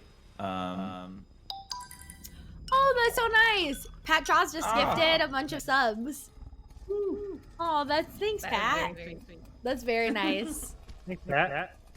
Have a good night, Pat. Yeah, have a good night, and thanks for chatting with us too. I love your Thanks for hanging. very sarcastic comments. It's the best. That's super nice. Thanks, Pat. Yeah, You're in our cell. yeah. So you all are in this corridor. I mentioned there's a couple of the rooms in this corridor that have doors, like regular doors, not jail cell doors. And then there's a door at the end of the hallway. And past that is where Merc was with the bones and the rats. And then continuing down the hall is where Juliet came from. Yeah, so I don't know how good you guys are at fighting right now. Considering you couldn't get out of your shackles, maybe we should go to this room that I found some weapons in. Hey, I'm feeling pretty jacked. I just haven't really used my muscles in a while. I'm just, I'm getting used to them. You want to go check out the armory room? It's got a protected door. Yeah, I want to do that. Let's go do We'll that. get you guys some gear. I can't touch anything, so. Is that zombie on the floor still like writhing around? Or, Yes. like, moving around? Yeah, it's like trying to stand up, but it is not. It doesn't As I'm really walking, have a fully formed I wanna face, walk- and there's no behind on his legs at all, so he's having a hard time. I'm gonna give him a little. so I want to walk down the hall to him and just be like, buddy, I wasn't being mean to you. I was just trying to get some answers. And I'm gonna just like forcefully, just like I got one of these big ass claws. I just kind of want to like. There's not much left of him. I just kind of want to take a just a kind of a claw at his face. Yeah. Okay, go ahead and roll me a claw attack. All right. He's on the ground. It's not very good, but 13 to hit. Listen, it does not take a lot to hit this guy. Yeah, as I said that, I realized that it Too, was so. And that's going to be 11 points of damage. And I'm just swiping like just basically at his head because everything else is falling apart. So just trying to, at this point, just kind of like crush his face. There's not much left of the face, but he is groaning and trying to stand up. And as you walk past, you're like flexing your claw for the first time and realizing like that you've got a pretty decent weapon at the end of your hand here. So you take a swipe at his face, and you make very good contact with his face. He drops unconscious again, and he appears to be staying unconscious. Oh. Good job. You beat the dead zombie. Nice one, Thorn. No, but No buts about it. All right, it's this way, the weapons room that I poked my head into. Lead the we'll way. check it out. I'm gonna go down and show him where the room is. All right, you head down the corridor into the The search room. first like the bookcase room, This is the room I woke up in. This is my dead body. Oh my and God. you all enter this room, and you do see that there is a mummified Juliet corpse on the table here. You look worse than me. After all that. That's not what I look like. so but she's the only one. Like we are still in our bodies. Yeah, yes, She's okay. correct, yes. And you do see that there's a second like mummified corpse on another table in this room. And Juliet, even though you have like come in and out of this room a lot and everything, as soon as there's like actual creatures in the room that are not like ethereal creatures, you actually see that this mummified corpse that was next to yours starts to like twitch a little.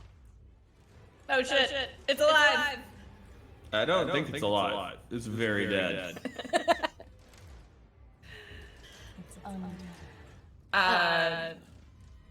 Does anyone want to do anything about this?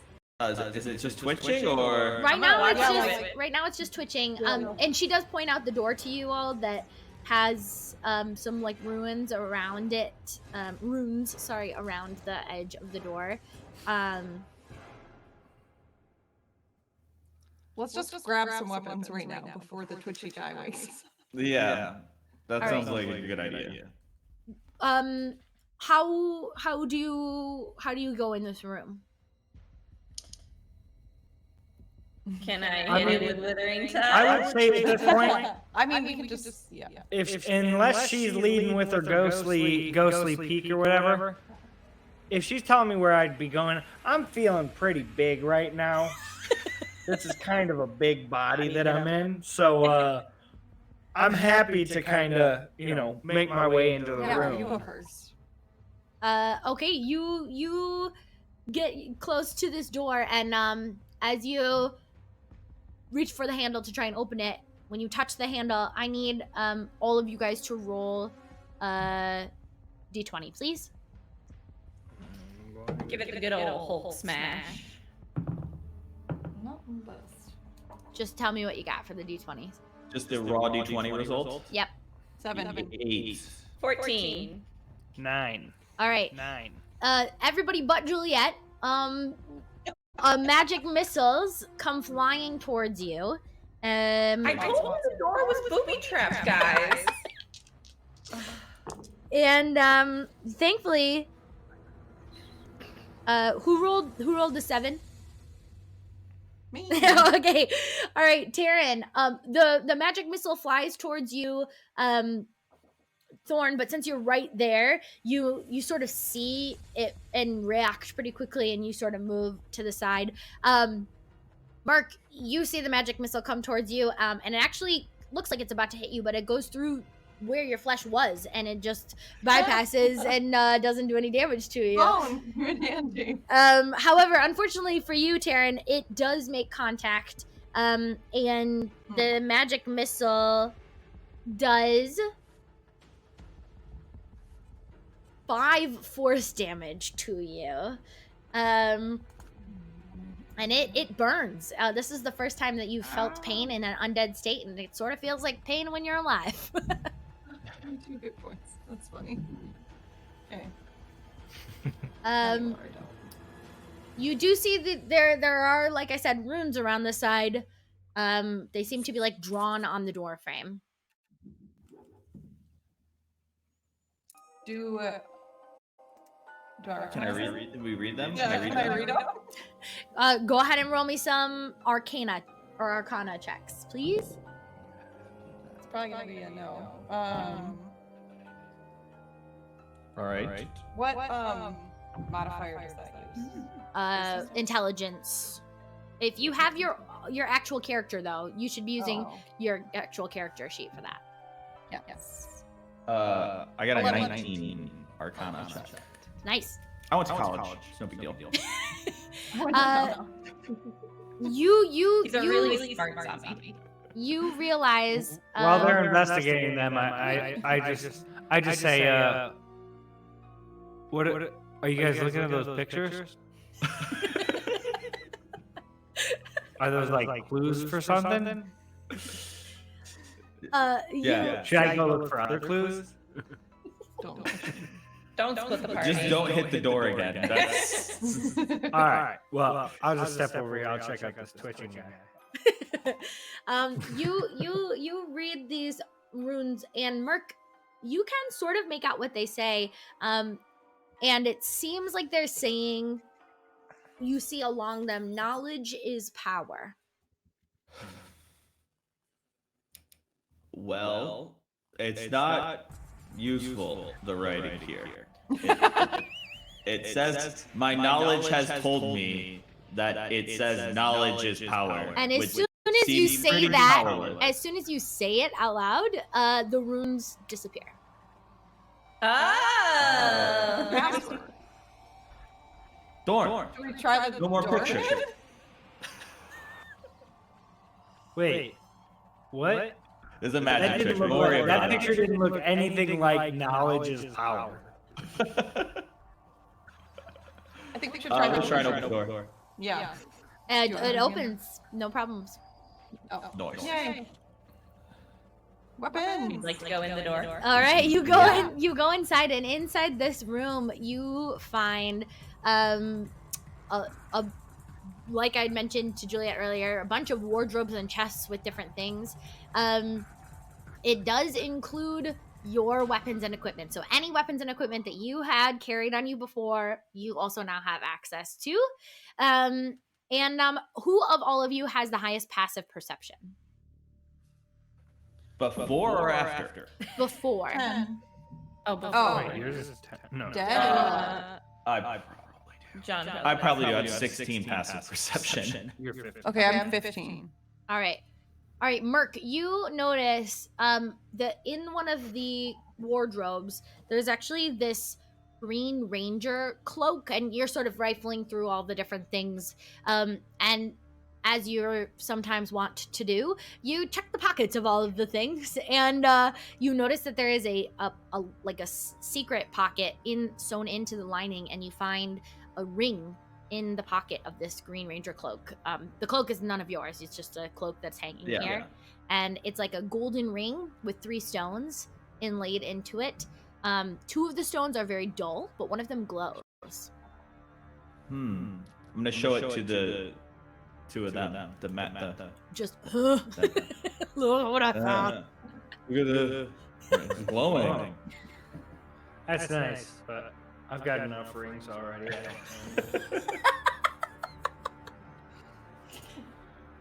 need- Anyone have anything else they want to do in this room or with this ring? Can So I... wait, you said we found our weapons Yeah, now? all of your weapons Okay, and equipment. Can I see if I can figure anything out about why it's glowing, the ring? Sure. that Mark found? Do you try and take it? Nope, I have no idea. No. Oh, you said you have no idea. Why did you roll? What'd you get? I rolled a 4. Does anybody else take a look at it? Yeah, I will. Ooh. Okay, wait. I got a 16. But I don't. I would say that's probably 18. yeah. You got an 18. You take the ring, Taryn, from Mark, and you're sort of looking at this, and you notice there's very faintly engraved on the inside of this ring, a word in Elvish. I believe you're a half elf. Is that correct? I am. Yes. Do you speak, or you were a half elf? Do you speak Yeah. Elvish? Too soon. Yeah, I do, right? Yeah, I you think do. I think you do. You know that this word means wish. Mhm. Oh, that's interesting. What does it say? You saw something? Wish. It says wish. Yeah, in Elvish. I also could read or speak Elvish. So do I see anything else in there? Just wish. Just wish. Should we put it on and wish for something? I would certainly like to not be a zombie. Do you want to put it on and wish? Can we wish for us all? Let's say he genuinely thought this gave him a wish, and his wish was, I would genuinely like to not be a zombie. The worst. There's no hesitation or conversation about this. First wish is wish for more wishes. Wish. Duh. I'm gonna put on the ring. You're gonna put on the ring. Yeah, whichever finger is most intact. Okay. Does anything happen? When you put the ring on, no. Cool. Make a wish. Do I feel like it has magic or I can use it? You don't really know. Come on, just make a wish. Wish we wish were for back to ourselves before we were dead. And healthy. Okay, with that, you say those words, and you feel this like faint tingling around your finger where you placed the ring, and you see that the one stone that was still glowing starts to like flicker a little bit, and then it flickers brighter and brighter, and suddenly there is this like bright flash. All of you are like momentarily blinded, and we're gonna take our break right there. And yeah, we'll take about maybe 15 minutes or so. Also, I'm thinking we should try Zoom instead of this, and let's just change our video usage, because I feel like I was looking at the stream and I was like cutting in and out sometimes people's videos, which is not great Yeah. either. Yeah. So maybe that will fix. And we got fix the echo thing. Yeah, fix the echo thing too. So we will reset the video at break. Anybody who's tuning in or who is still tuned in, hope you're enjoying it. Type in the chat, say hi, let us know like what you're thinking. Hopefully you're having fun and enjoying this spooky, goofy one shot. We will go on break and be back in, like I said, about 15 minutes. So we'll see you soon. Yay.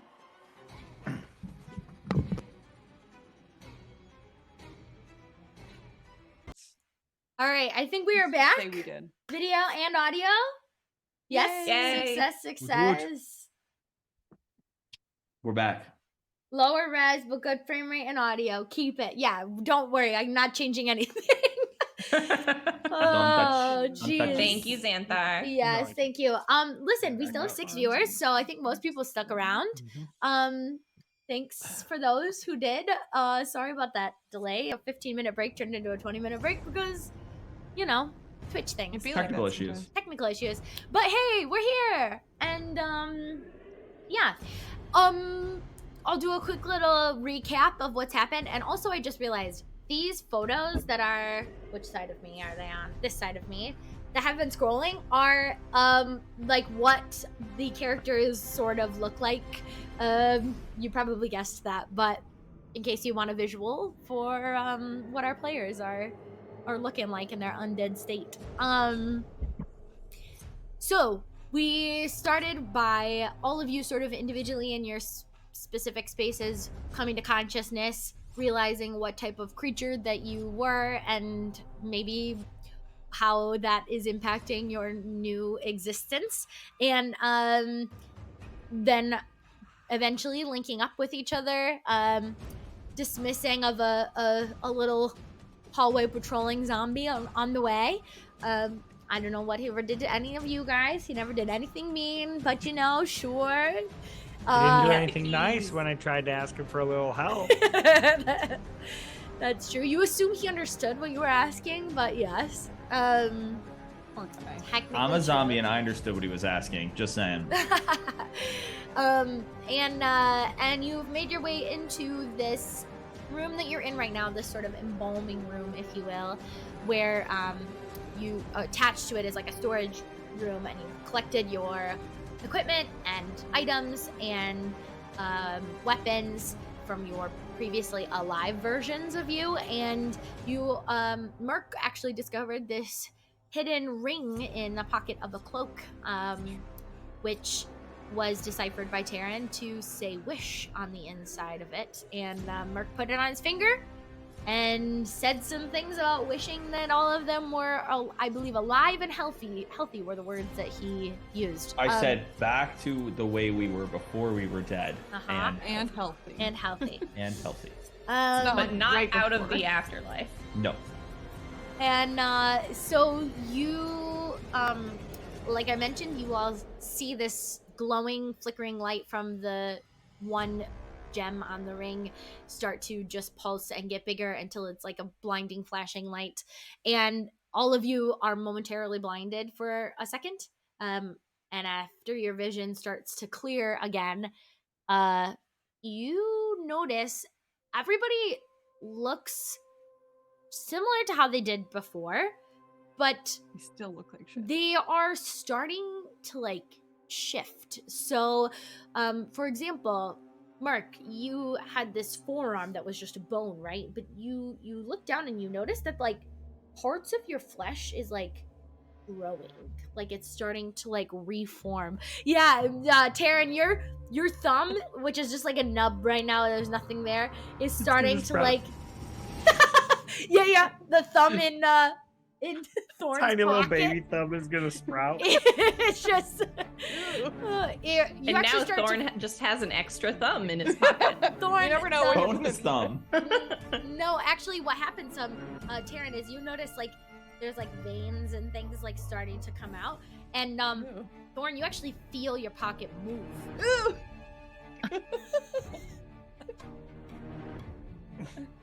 Oh. Did it work? It does start to like slowly attach. It's very limp, like it's like a loose thumb that's like attached by like a string at the moment, but it does appear as if it's trying to reattach.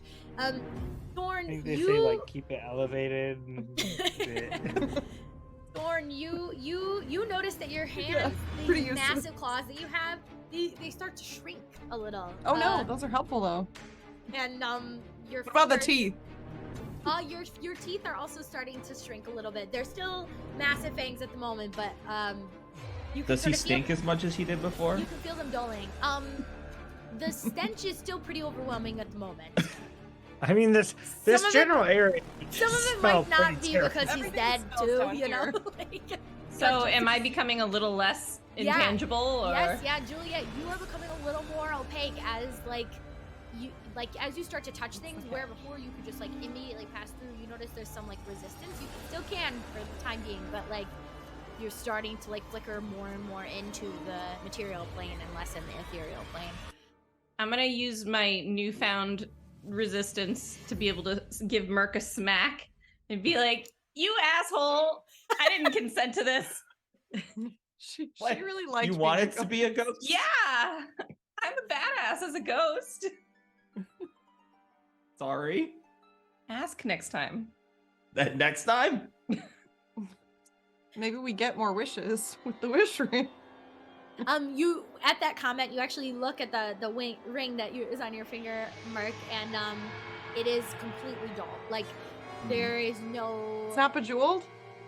No, I mean the jewels are still in there, but I mean it's dull. Like there's no no light or anything coming from it anymore. Okay. Seems like maybe we need to like somehow power it up again in order to get more juice into this wish, which Yeah. I don't consent to.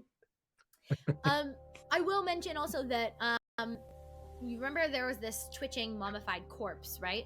Yeah. Oh yeah. What's he up to? So as you all are chit-chatting and like reattaching thumbs and trying to assess what's Can I try it? happened. Yeah. Okay. No, go ahead. 1 moment. Sorry. Well, I'll just. Can I try I'm gonna try to do dancing lights. Just like see if I can do it. You try and the incantation and the movements Mhm. that you normally go with casting dancing lights, and it's like there's a tiny ember of your magic still internally, not enough for Okay. you to cast a spell yet. Okay. So there's still hope. There's still hope. Okay. Thorn, since you were the one that originally was like sort of checking on the mummified body, I think, and you were like near Yeah. that. You noticed that this corpse, which was like twitching and things, it starts to like sit up, and not only that, but you actually notice that these like bandages and things, where before you thought that there was like gaping holes, the bandages seem to be like falling off now, and there's like an actual body. Like the whatever's happening to you guys maybe also is happening to this Yeah. corpse. So, It's like- Looks less ancient than it did before. Yeah. but it's still laying on the like little. It is stone. beginning to sit up and like get up. I'm gonna assume that it's not hostile at this point. I'm gonna say, whoa, stay, lay back down, lay back down. You've been laying down for a long time. Can we vibe check him? I'm gonna need you to roll a persuasion check. Is the mummy affected by his stench? Wasted it.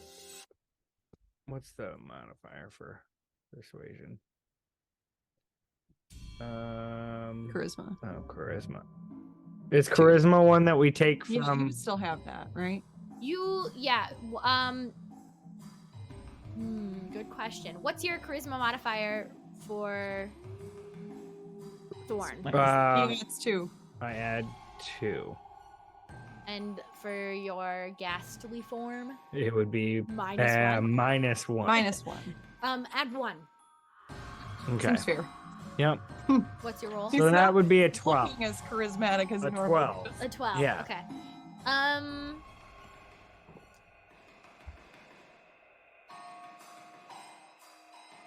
You say this and you start to like push this mummy back down so it's like not getting up.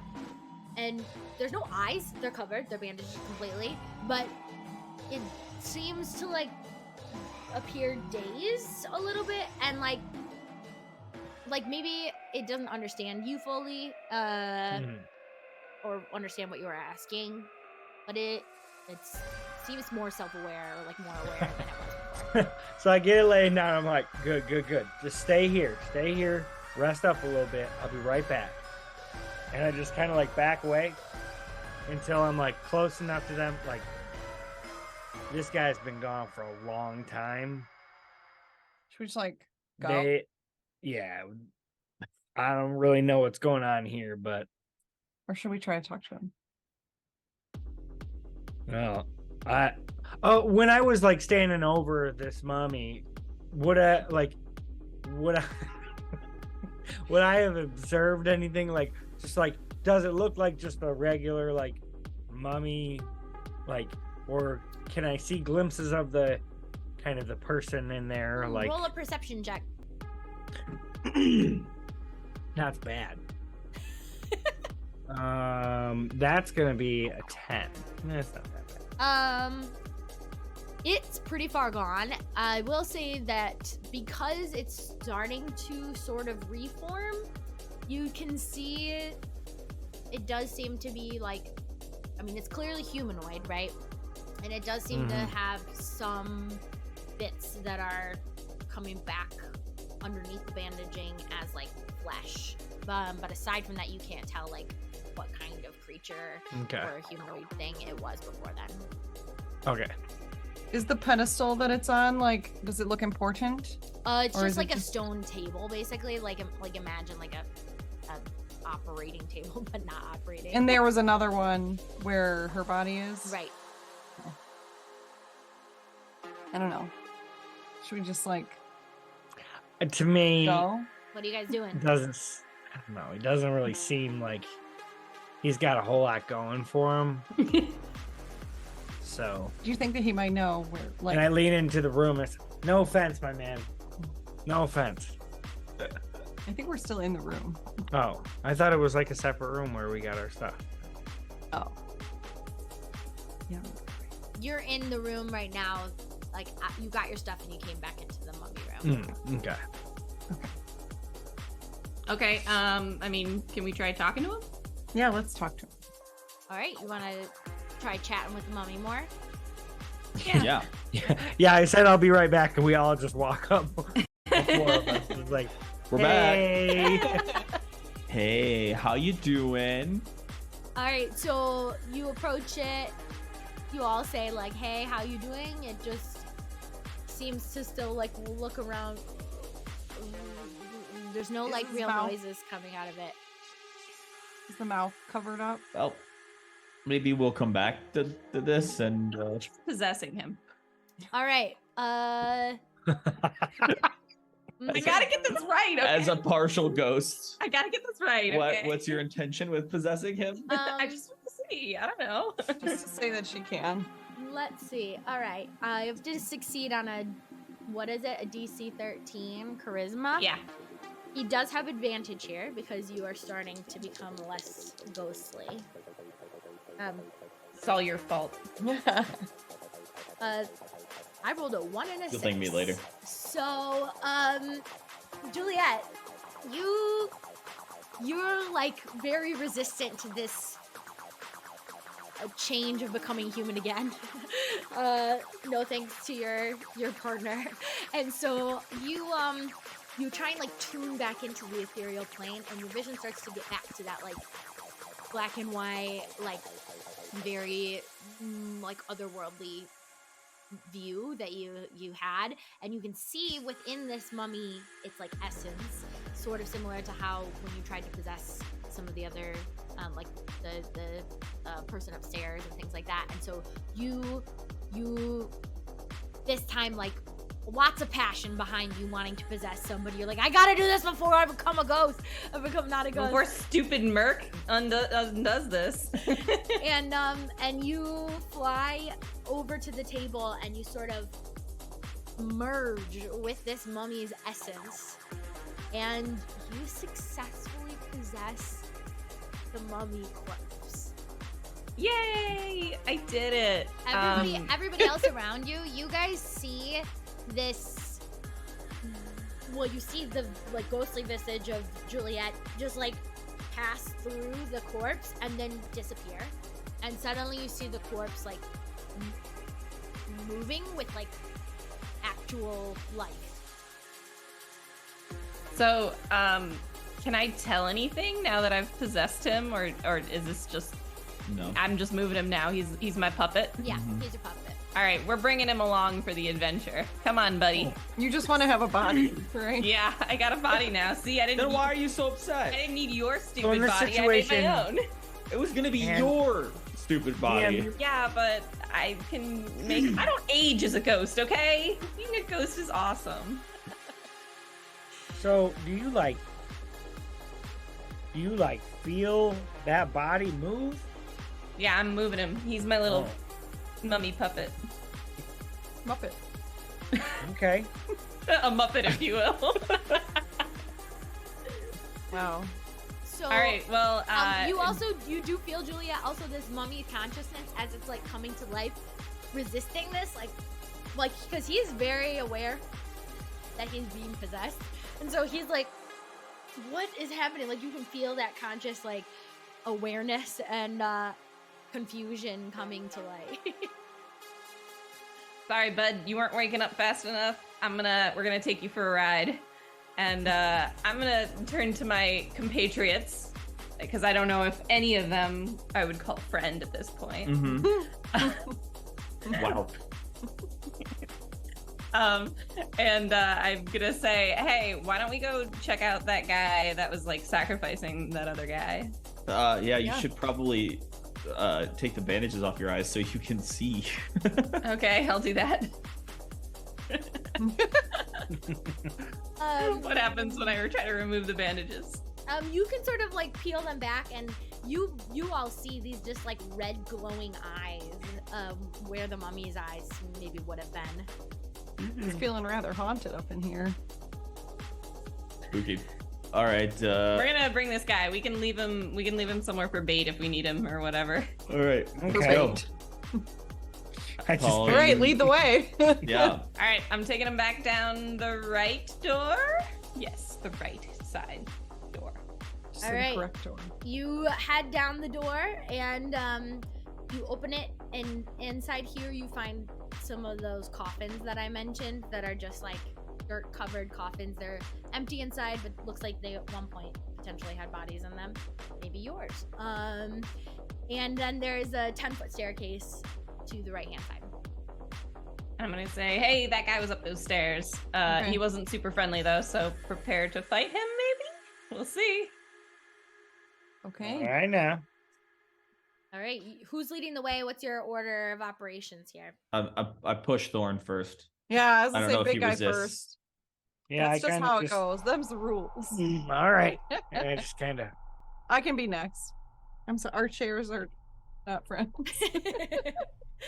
All right, you, Thorn and Taryn, you lead the way, followed by Merc and Juliet, still bickering. Only Juliet as a mummy now. You guys need to calm down. I hear Juliet talking to him, and I turn and I say, Mimi. "You should have asked us too. I kind of, these Sorry. claws are Sorry. pretty badass." Told you. Sorry. he, I he mean, was just really Just sort of upset. assume. I'm with Merc. Merc. Yeah, Merc. Yeah. Merc. I definitely am not better off in the moment, so All right. Well, you all make your way up the stairs. There is a trap door at the top. I'm guessing Thorn, if you're leading the way, you're gonna be the one to Yeah, push that open. just up through here. All right, I'm gonna open it up. All right. You open the trap door, and the first thing you see is this hooded figure in like purple, deep purple robes, humanoid, very like gaunt skin, like I mentioned earlier. Like yellowing eyes, yellowing skin. Clearly, alive, but very, very, very, just looks like he's dabbled in some things he shouldn't be dabbling in, and he is muttering to himself. Are you trying to do this sneakily, or are you just sort of opening the trapdoor? I wouldn't say that I like burst through or anything, but I would say, Cool you know, it I kind of out. open it up and just kind of like casually, pop it open, take a look. Yeah. I probably see that and I like, oh, this guy's in some freaky shit. Like, this is weird. Yeah, you see on the ground the pentagram, like shape drawn on the ground, and then this like fleshy creature that I mentioned earlier, just like splayed out on the floor of the pentagram. I told you he was into weird shit. And as you notice this and you say like, whoa, this dude's into some weird shit, he stops muttering from his tome, and he turns around and he sees you at the trap door there, and he yells, what? How did you get out of here? How did you end up here? Who let you in? I found my friends, no thanks to you. Oh, you Yeah. guys, are you all coming through the trap door, like into this space? Yeah, let's do it. Once Yeah. he kind of Yeah. sees us, I kind of just We're crawl committed. up, and I'm kind of a big dude at this point, Yeah, you right? definitely are, yeah. Can he Hey, recognize who I- I am even though I'm in a mummy? I don't know what's happening here. I woke up here. I woke up like this. Do you know Hey, anything about you're it? doing some weird shit up here. I don't know what's going on. Just trying to figure out what's going on here. Well, you've disrupted my experiments here, and also, how did you even get out? Gosh, the stupid Slorg must not have done his job very well. Well, I'm almost Slorg. finished here. Oh, his name was Slord. The zombie boy? I'm almost Oh. finished here, and well, he looks at the creature that's on the ground, and he mutters a couple of extra words, and he says, "Attack them, darling! Kill them!" And then flourishes his hand, and the creature on the ground begins to animate. And we're gonna roll initiative for like actual combat round. Yeah. How rude. Oh, That's not. That doesn't count. Oh, did it fall off the table? Yeah, that's fine. That's fine. And I covered it with my foot before I saw what it was. You've been rolling great, darling. So good. All right, give me your initiatives, please. it's a 2 for me. 14. It's a 2. Oh, God. I beat you. A 10. I got a 1. 1. Oh no! I got a 10. All right. Let me see here. It bumped into all my other dice, and then I was like, why did I put them all in there? I regret it. So are we seeing the chat or no? Wait. Because it's not on. Is that up to date? Yeah. Play it. So can we see the... It might Alright. not have. We might have missed something. All right. So thank you for your initiative rolls. The way we're gonna do this, because you are partially becoming human again, is you can use any of your undead things with normal things right now. If you want to use any of your human skills or spells, you'll have disadvantage on them. So you could try and do something as your human character, or you can, or player character, or you can try and do something as your undead character. You'll have disadvantage on something with your other one. You don't. But in the meantime, Not right now. you you all rolled pretty low, and I rolled pretty high. So the Great. the You think creature- we'd come in planning this as we discussed, but you know, fine. the creature that is on the ground begins to rise off the ground, and you got a little bit of a glimpse at it earlier, Juliet, but everybody else, other than just seeing like it sort of on the ground, you haven't necessarily seen like its up close thing, but it is pretty grotesque. It is almost like a Franken monster of a creature. It is like a bunch of pieces of bodies that are like not meant to go together, that have been either medically or arcanely sewn together, and it is like, you know, got a super large arm on one side and a little bit smaller arm on the other side. It doesn't walk like evenly.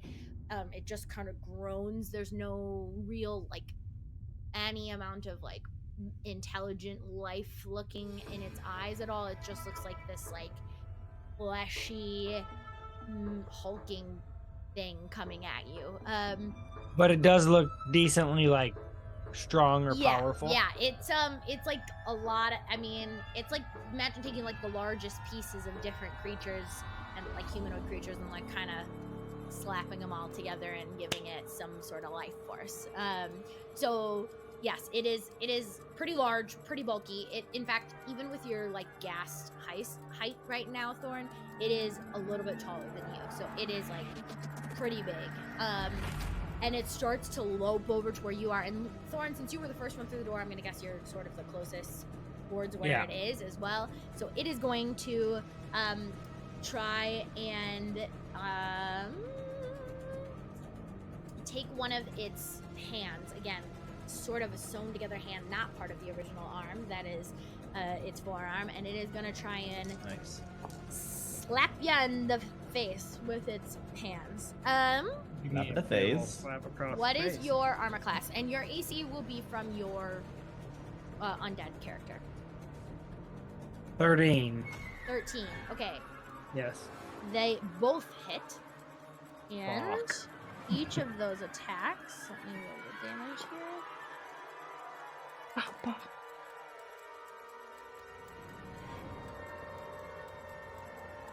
That is 13 points of bludgeoning damage. So Woof. this hand comes at you, ugh, and then it backhands you with the other one. Ugh. And both of those attacks just whomp you right in the face. Even though you're like beefier than maybe you even were before, you are feeling like a bruise is already starting to form underneath this like grayish, ghoulish skin that you have. The man in the robed man who is standing over the tome and everything is also going to act, and he is going to look at the mummy, and he looks very confused. I saw that coming. Because he's like, how, and and he realizes, makes the connection that perhaps there is not just a mummy, and perhaps this mummy is possessed because it doesn't look the way that it, not acting the way that it normally would act either. And brains or something. and it looks like that. Brains. Or something. Or something. Or something. And it is going to try and cast a little sacred flame. He is going to try and cast a little sacred flame at you. That's a dick move. Which means you need to succeed on a dexterity saving throw. I believe you're... Nope. Oh, okay. I was gonna say... Roll the one. Okay, yeah. Then you were gonna take 2 radiant damage. Okie dokie. Is that the The mummy's mom- body the that mummy takes... should take the Technically, Yeah. right, yes, the mummy is taking 2 radiant damage. You have 50 hit points as a mummy. What? 50? I want to be a mummy. Damn. Wait, my HP as a ghost is 45. It's not bad, right? Damn. I'm gonna... But if I die again, I can rise again. 'Cause I'm a- maybe. I do it all the time. that is all he's gonna do on his turn. And next up is Thorn. I literally have 17 hit points. So Oh no! All right. I got hit with that missile. Remember? How far away is? So I got the monster right on top of me, Yes. and then the magic dude is what? Yeah. How far away? Is he's not completely like he's not like right there, is he? The magic dude is pretty close. He's about 10 feet away. But I would have to leave the. Yes, you would. Okay, well, with that, I guess I'm just gonna try to give him one back. I'm just gonna take one of these big ass claws. I'm just gonna try to just claw up the length of his body. All right. Why did I give you your weapons back? Well, I got these big ass claws. I might as well use them. Ooh, that's pretty good. Yeah, that's gonna hit. Ooh, It's good. That's a 24 to hit. Yeah, that definitely hits. And that's gonna be. Oh, that's not very good. 4. 7. That is going to be 7 damage. All right. Slashing damage. You take your claws that you've been enjoying for the last, I don't know, 20, 30 minutes or so, and you are just excited to take a chunk of flesh out of this thing. Like your hand comes back and there's like pieces of flesh dangling from your fingers. Ew. Yeah. All right. That it for your turn, Thorn? Yes, Are you but I also want to say Mhm. that because I just want to make it clear, because you're a ghoul, I have turn defiance, meaning you have saving advantage on saving throws Oh, sweet. against effects that turn undead. So in case there's anything like that. Turn undead, like back to not undead. I don't know. I don't know what that if there's means. anything that will affect. But, Okay. but that's yes, fine. that's it for my turn. All right. Juliet. As a mummy, do I have different attack abilities? Yes, you do. You can hit something with your rotting fist if you want. And then also you can glare at somebody. What is Really glaring? powerful. Give him the stink eye. Give them the same. You can do both of those actually. Oh, okay. All right, let's do that then. Who do you want to glare at? I'm gonna glare at the spellcaster guy. All right. So you glare, those glowing red eyes lock on to this spellcaster who was, to be fair, just looking at you as he cast the spell at you. And he has to save. Let's see if he does it. Ooh, he does not save. Nice. All right. So you see this guy, you glare. What do you say anything or do anything? Do you just stare at him? I don't know. I don't have any witty one-liners. Do you have any witty one-liners? Just glare at him. I'm just glaring at him. You're just glaring at him. Okay. So you just glare very strongly at this robed figure, and it like suddenly hits him like, oh, 4 of my creations are about to like try and attack me, and I don't love this power dynamic. And Wait, so my creations? We were made by this man? yes. I mean, clearly he's the one who turned and us into these. and he starts like mumbling under his breath, and you can just see this panic and fear in his eyes, and he actually looks like he is very, very afraid of you. Yeah. Better That's a be. good glare. Good You glare. also have your rotting fist that you can hit something with. Yeah, can I try hitting Death Daddy with it? Yes, you Death can. Daddy? Death Daddy. Yes, you like can, that. You I can like do that. that. I do Roll- like it. Roll an attack for me. Nick's into it. Yeah, I mean, I don't know what the attack is, but Just roll a d20 and it's +5. okay, so 17. 17. That hits. That's good. And then your damage is 2d6 Nice. plus 3. So that's 8. 8. Okay, hold on. Plus 3d6 of necrotic damage. Woo!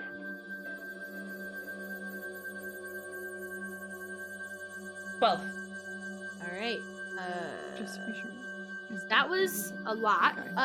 So you take that, Death Daddy. not only that, but he also has to.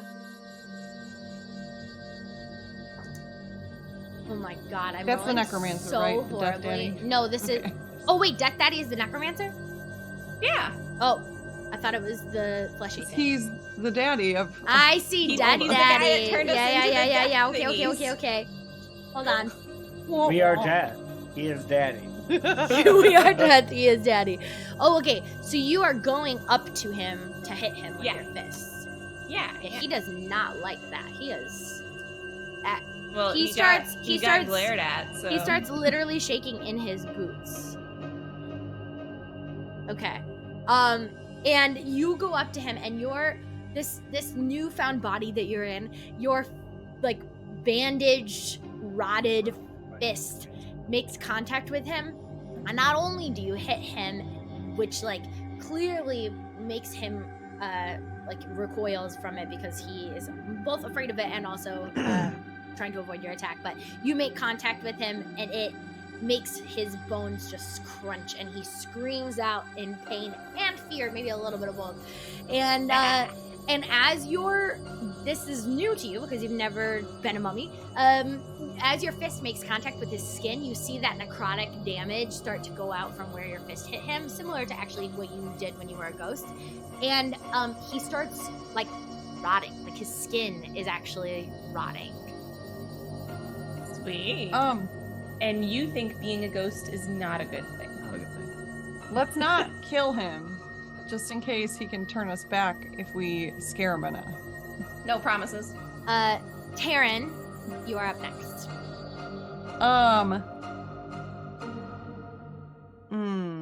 I'm thinking I am going to. And I'm close enough to go for either of them. Yep. Okay.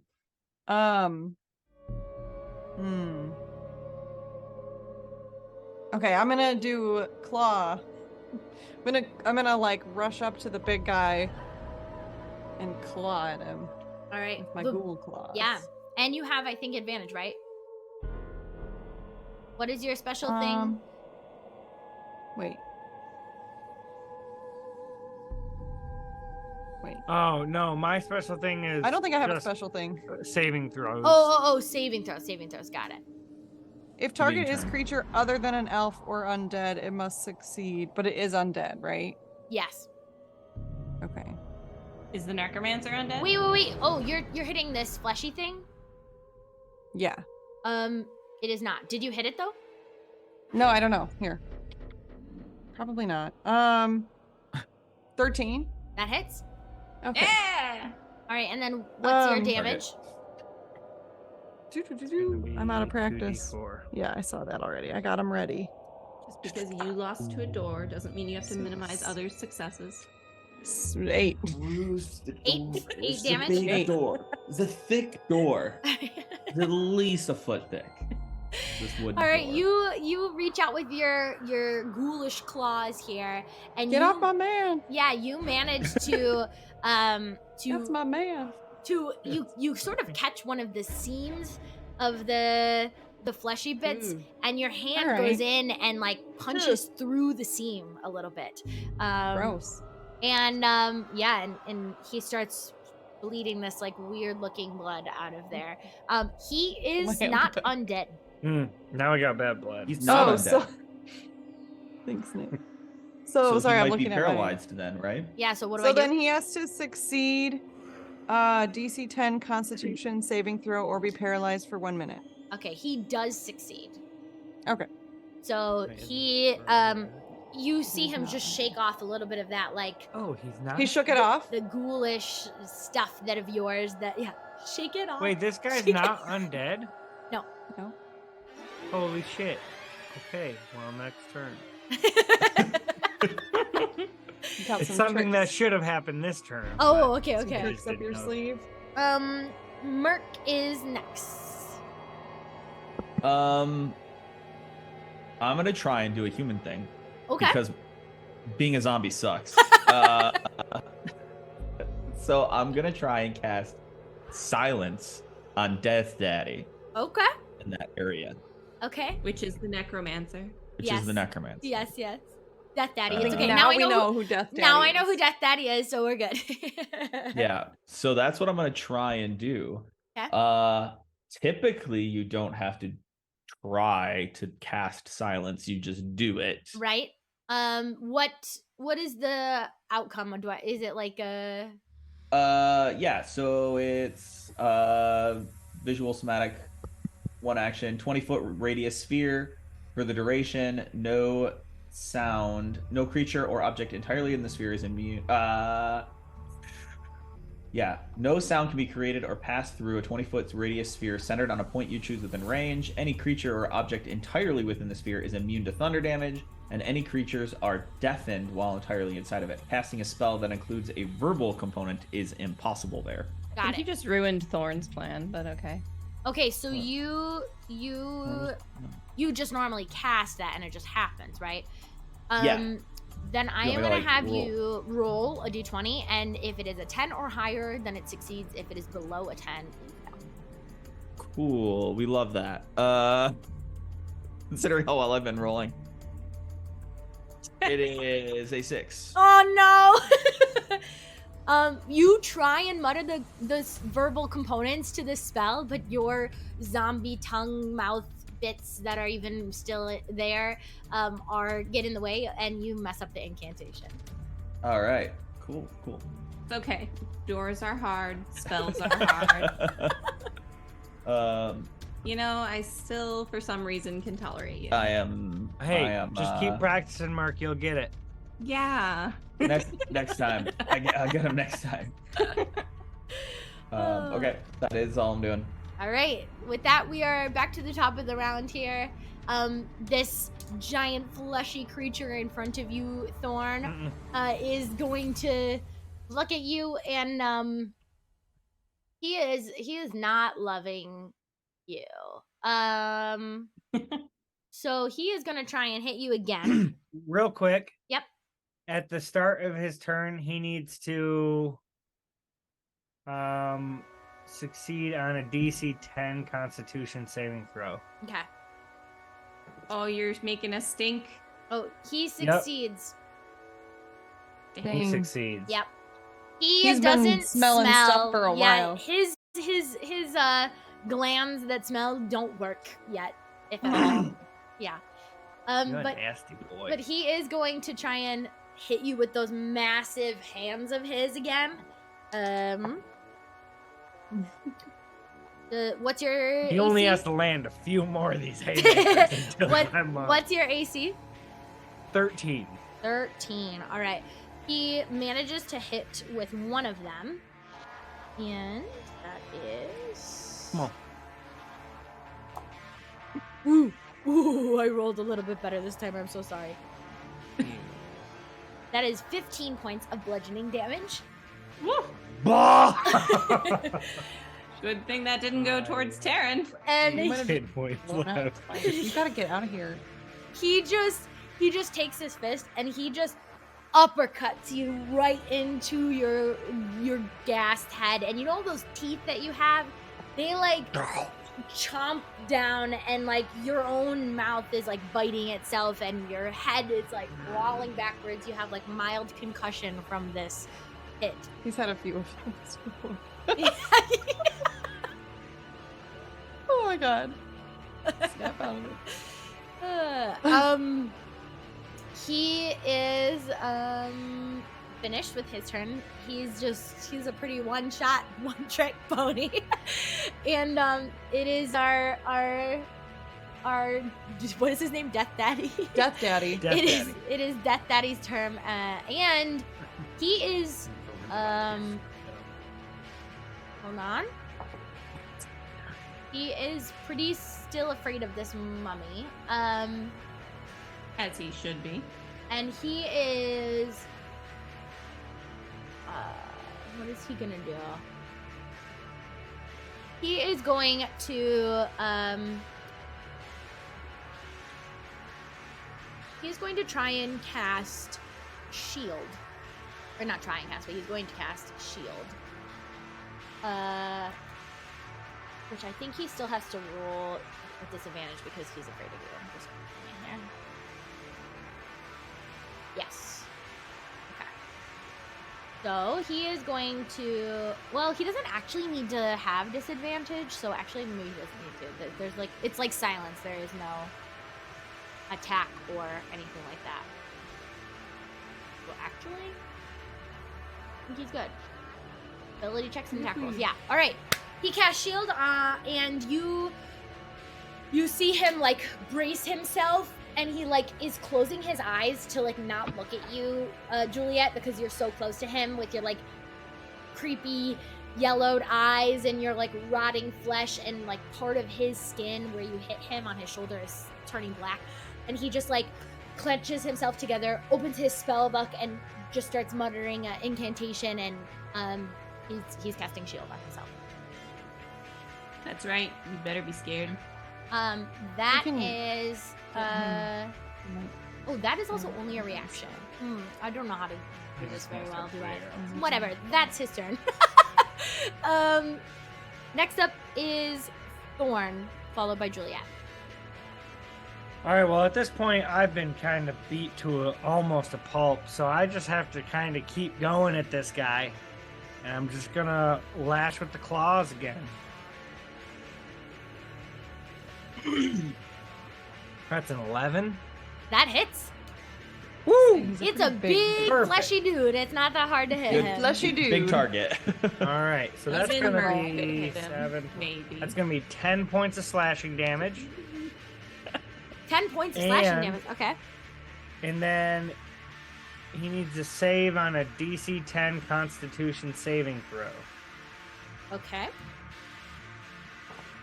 He succeeds. Stink him up. Is that what you're trying to do? Is make him stinky? No, that The would have claws. paralyzed Oh, him for a minute. right. Yes. Yeah. Yeah. Oh, He's pretty beefy. It's like when you're trying to poison somebody who's like really large. It takes a little bit more Yeah. to try and hit them. Yeah.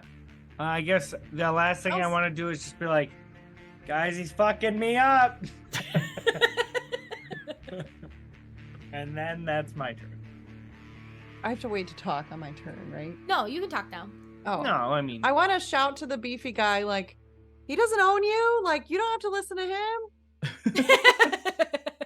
Join about us. Death Daddy. Join us. You hear Death Daddy yell, I literally do own him, actually. Not for long. Juliet, it is your turn.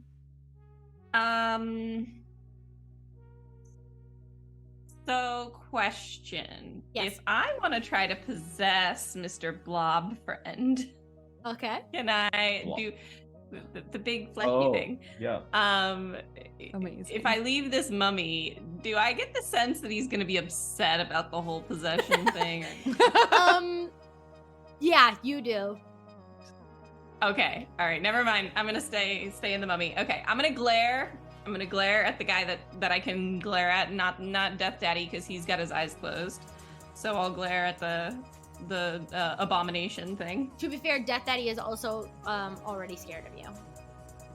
Okay. Well, he needs to remain scared. Okay. So you're gonna glare at the abomination. Yeah. I will say the abomination is not looking at you. Like Death Daddy is back. You would have to move away and go like in front of him to like glare at him. Since Death Daddy is shielding, would that provoke opportunity? It probably still would. I think he can still attack you. He'll just have a disadvantage against attacking you. Because he's frightened of her, right? Yeah. What's the Fine. abomination Just looking like? Give Is him he a in good bad old shape? mummy punch. Parts of his sewn together pieces are definitely falling off. All right, fine. I guess I'll allow Death Daddy an opportunity attack so I can go help out Thorn with the abomination.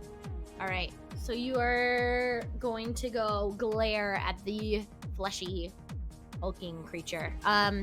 Yes, you will. It's a 1-2 punch. A glare, then the mummy swipe. Yes, the rotting fist. Okay. First you do provoke an opportunity attack from the Death Daddy. He actually does have a dagger on him, so he's gonna try and hit you with his dagger. Whatever. If you kill this body, I'm still a ghost. Does a 12 hit you? Oh, you're a mummy. You're a mummy. As Hold the on. mummy, I have no idea. Yes, a 12 does. So, you HP. take. Takes dagger. That dagger hit from a necromancer, I think, is gonna be okay. It's I not think we're that. gonna be okay here. Not that strong. Don't worry. Oh, a 6 piercing damage. Whoa.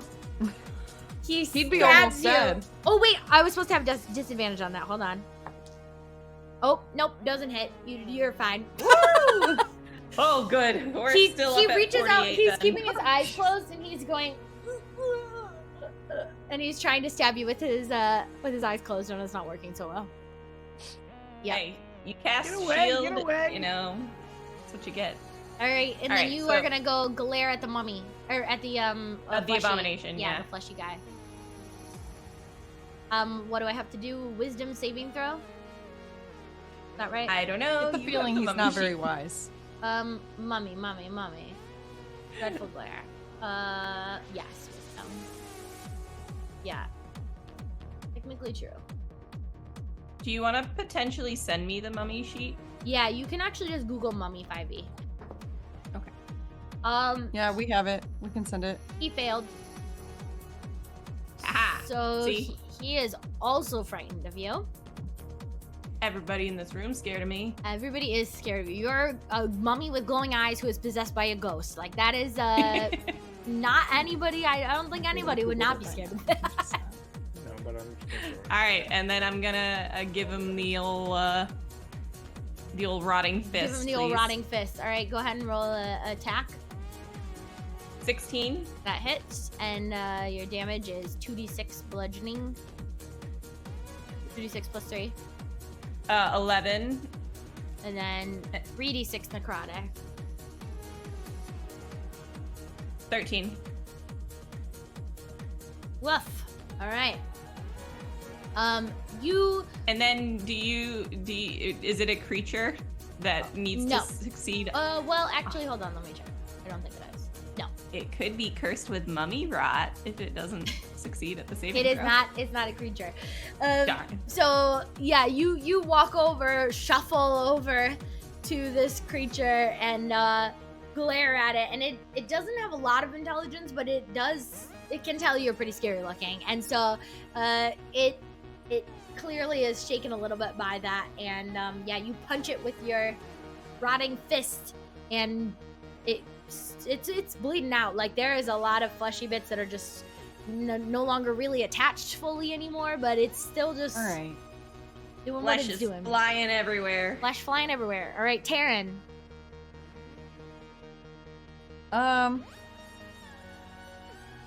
Wait. Trying to think of what's better. Okay. We're gonna do claws again. I'm already here. Ghoul claws.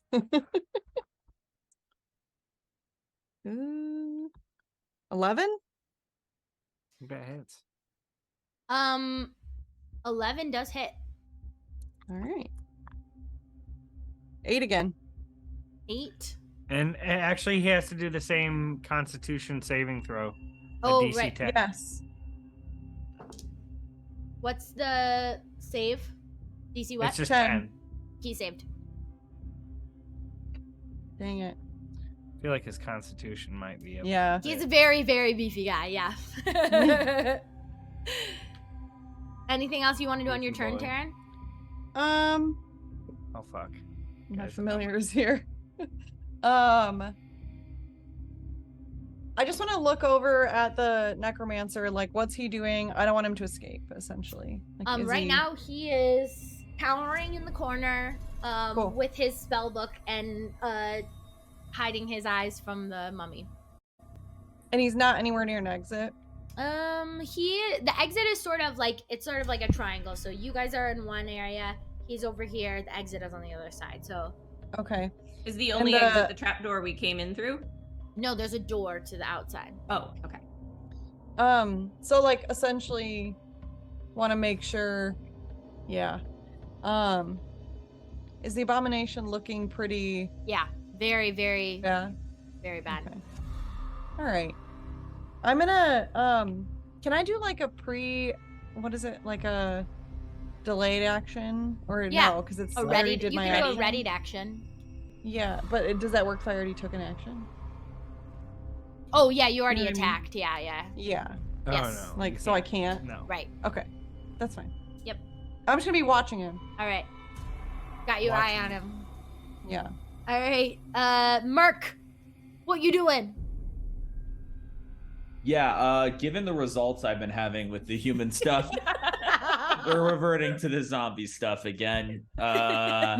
So Hey, you have weapons now. I do, but I'm still just gonna do a slam. Why did I get you guys your weapons back? I'm wearing leather armor now, so we've got that going for us, which is nice. So I'm just gonna, give him the old two fist to the abomination that has been attacking my friends, which are very important to me. All right, go ahead So- and roll your attack. All right. We've got there it is. Well, kind of. There it almost is. So it's a 20 to hit. Yeah, that definitely hits. Yeah, and then 2 damage. So All right, 2 damage is 2 damage. Listen. and You then should stop rolling these I am dice. going to try and say heal and play a chord on my lute and cast healing word on Thorn. Thorn. All right. So, do you want me to 50-50 it, Yeah, or let's how do, we feeling? Let's do that again. So 10 and up, which is a little better than 50-50. 10 and up. Success. Yeah, all right. Go to do the 55-45 here. Yep. Yeah, I did it. I healed Thorn. How much do you heal him for? Well, 1d4 plus 3. And hey, 7. Nice. All right. So despite maybe your fear of not being able to get your bardic skills back, you like strum the lute a couple times and like you can feel the vibes. Like you're like, yes, I could do this. You're like that undead like zombie. You're like channeling a zombie rocker right now. Yeah. I'm using the ends of my fingers as picks. Yes. Yep. Feels Yep. really good. Leaving some flesh behind. Yeah, on Yeah, the leaving guitar flesh on the strings. string Or for the lute sure. strings. Yeah. But it adds a different dimension to the tone that you've never really had before. It's not Yeah, that bad digging it. actually. Yeah. And Thorn, you suddenly feel a little bit healthier and you gain 7 hit points. Nice. Nice. You did something. See, I told you the door was just really hard. Okay. I would like to point out that Mark is the one who found the ring. It's true. Yeah. So just saying. Point of order. Yeah, point of order. and And I he- don't and want he's him the Still, one- he to tried to me wish back away into a my human. brand new Or a tiefling. features. Everybody's just mad at you. Can't win. Can't please these people. Wait, what? All I do is try and help my Both her friends. and I were giving him a hard time Just about mad at me. All right. Well, next up, you see that this fleshy creature, right, is starting to really look damaged, and suddenly it's like it sees you really close to it, Juliet, like in your mummy form here, and it is freaking out, and it just starts to like build up. And actually, Thorn, you're right in front of it, and you recognize this. It is starting to like rage a little bit, like berserk a little bit. Yes. And it does successfully berserk. So it is now like mindlessly just attacking things. It is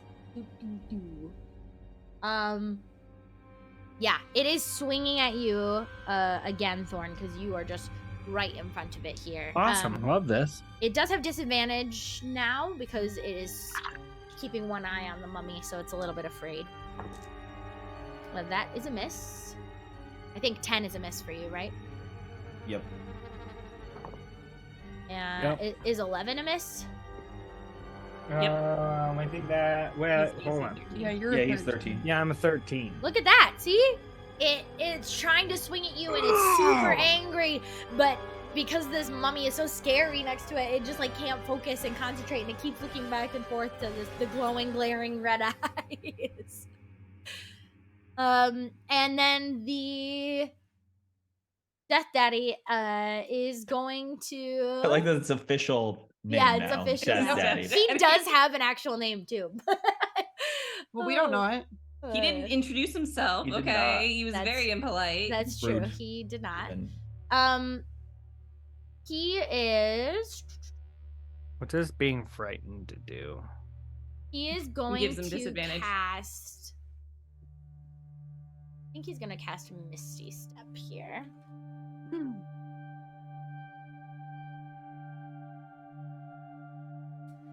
I don't like magic motherfuckers. All right. Excuse me.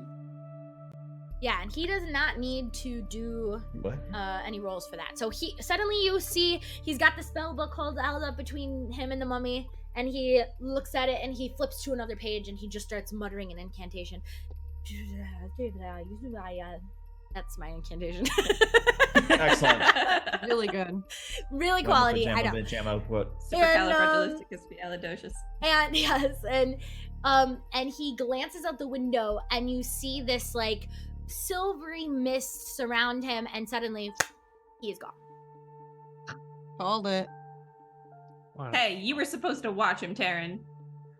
I was watching him. He just disappeared. I watched him disappear.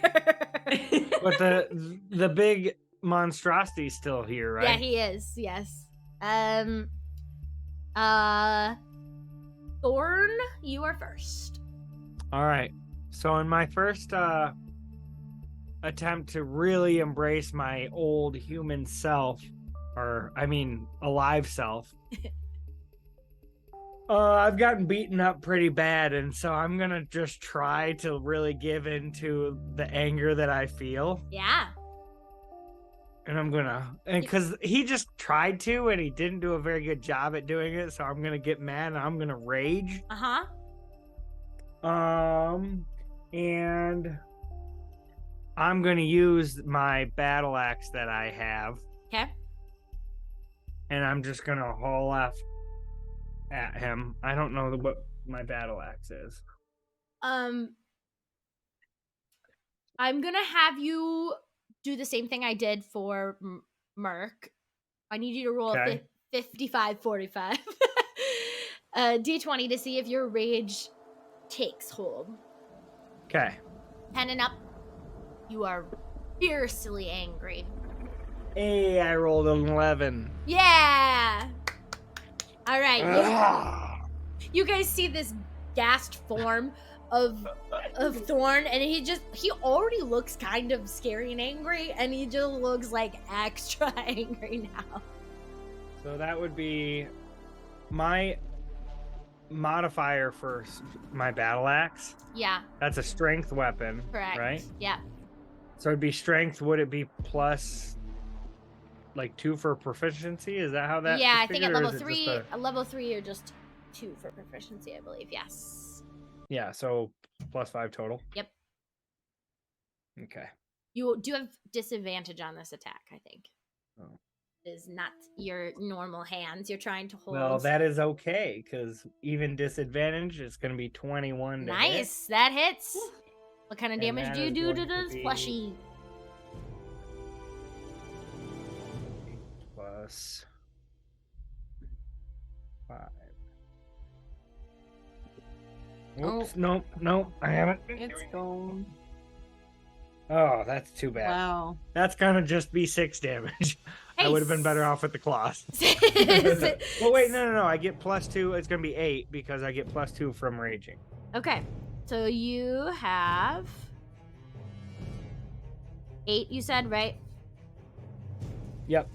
Okay. Oh, my pen isn't working anymore. Oh. Hold on, sorry. Okay. All right.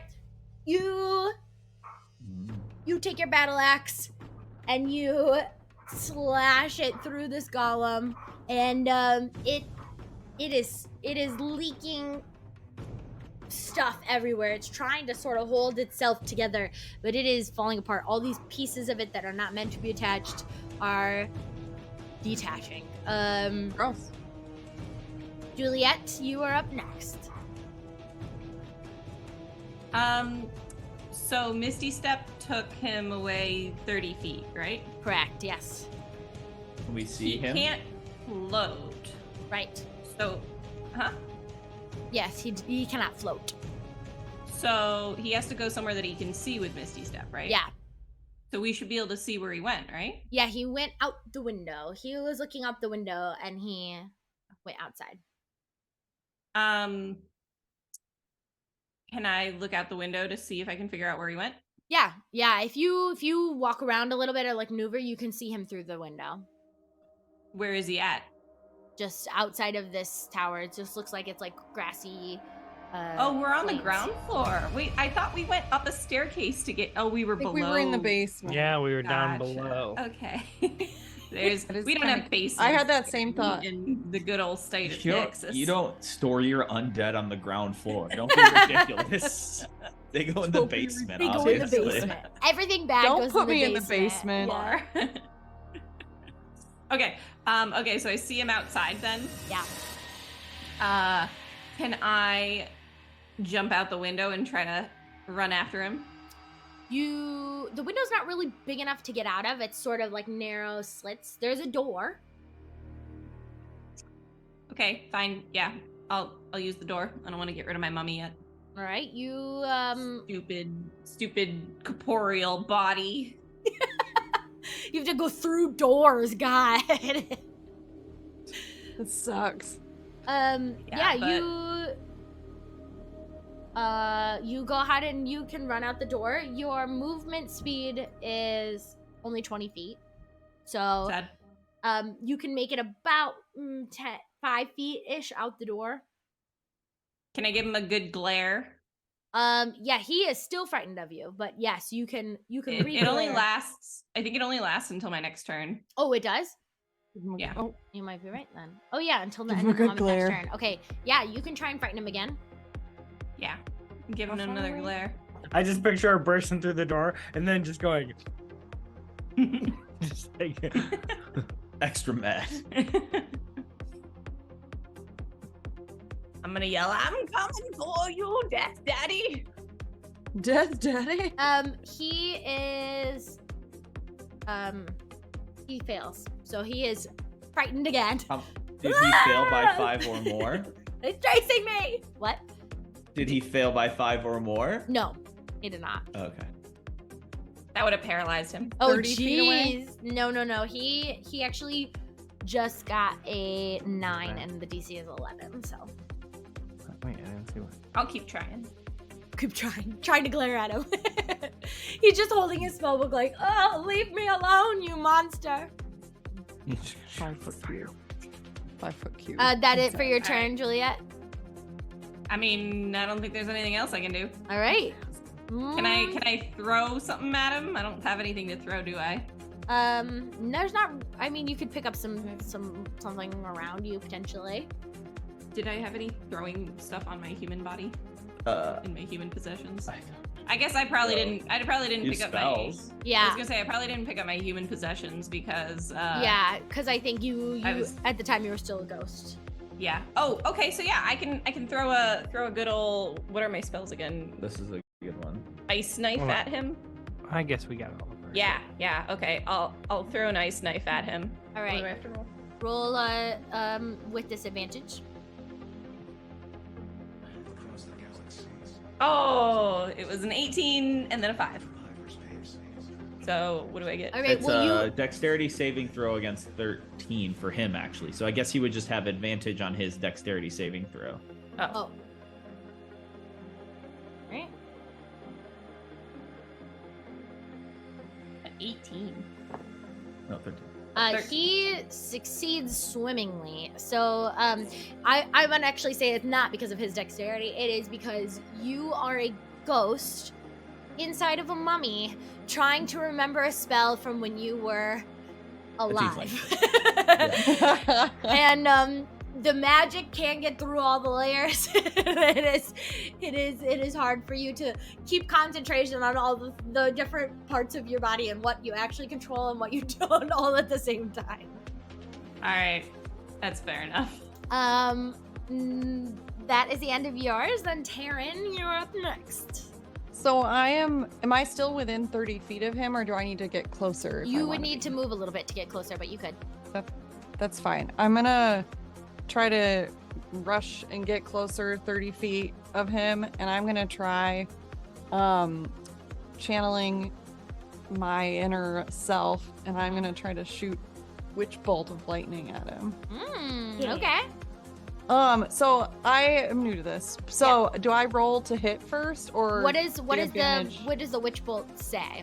Witch bolt of lightning. Normally, like what? How do you normally cast it? Make make a ranged ranged spell attack. attack? Yeah, so you're gonna make a So- ranged spell attack with disadvantage.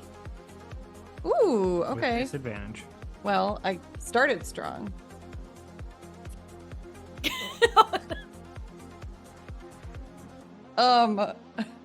Do I get to add anything? Do I get to add my attack bonus? Yeah, you still Yeah, had I mean, attack bonus. Yeah. What is is it my ghoul attack bonus? or No, my it'd human? be the one from your. You go back to that. There's too many tabs. Okay. Your- Where's that? I don't know. I don't know that I accounted for your spells. It's probably Hold on. whatever Please your hold. your main spellcasting ability What's your is. charisma bonus? Yeah, charisma because you're a sorcerer. So +2. +2, so +4. So +4, so it'd only be a. Can I use my ghoul attack bonus? Your ghoul doesn't know how to cast spells. Sorry. Okay, it's a 6. Yeah, Oh, you rolled a no. 2. I don't think there's anything you could add to a 2. That is Stop. My first roll was a 16. I'm really sad. Oh. Listen, it's tricky Can I right just now. keep running? You are Like, yeah, oh, it didn't work. yeah. I'm You just can gonna keep running. Yeah, you How can. far can I go? Well, you can move your full movement as a ghoul, so 30 feet. So you can get probably within like 10 feet of him. Yeah, I'm gonna do that. Yeah. But so does it still count as an action if I didn't successfully do Yeah. it? Yes, you still tried to. Okay. Yeah. Worth a You try. were like, all right, I know I have this thing I could do. I want to be able to do it, and you just couldn't channel the energy. The ghoul took over a little too strongly for a moment. All right, but I can run pretty fast. Yeah. You're about 10 feet away from him. Boy. All right, Merc, what you do? Question really quick. The abomination's still kicking, right? Yep, Barely. barely, but it's there. You can take him out. Okay. Well, I guess deserve a win. I'm going to try. I'm gonna try another spell because those have been going so well for everyone. Yeah, everybody's spells have been going swimmingly. We're so alive. Look at us. And I'm gonna strum the lute. Mhm. I'm gonna position myself so that I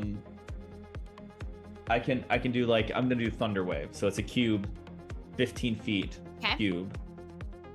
They've gone out the door, Mhm. so I think I'm good to send it like so that it hits the abomination, but not Thorn.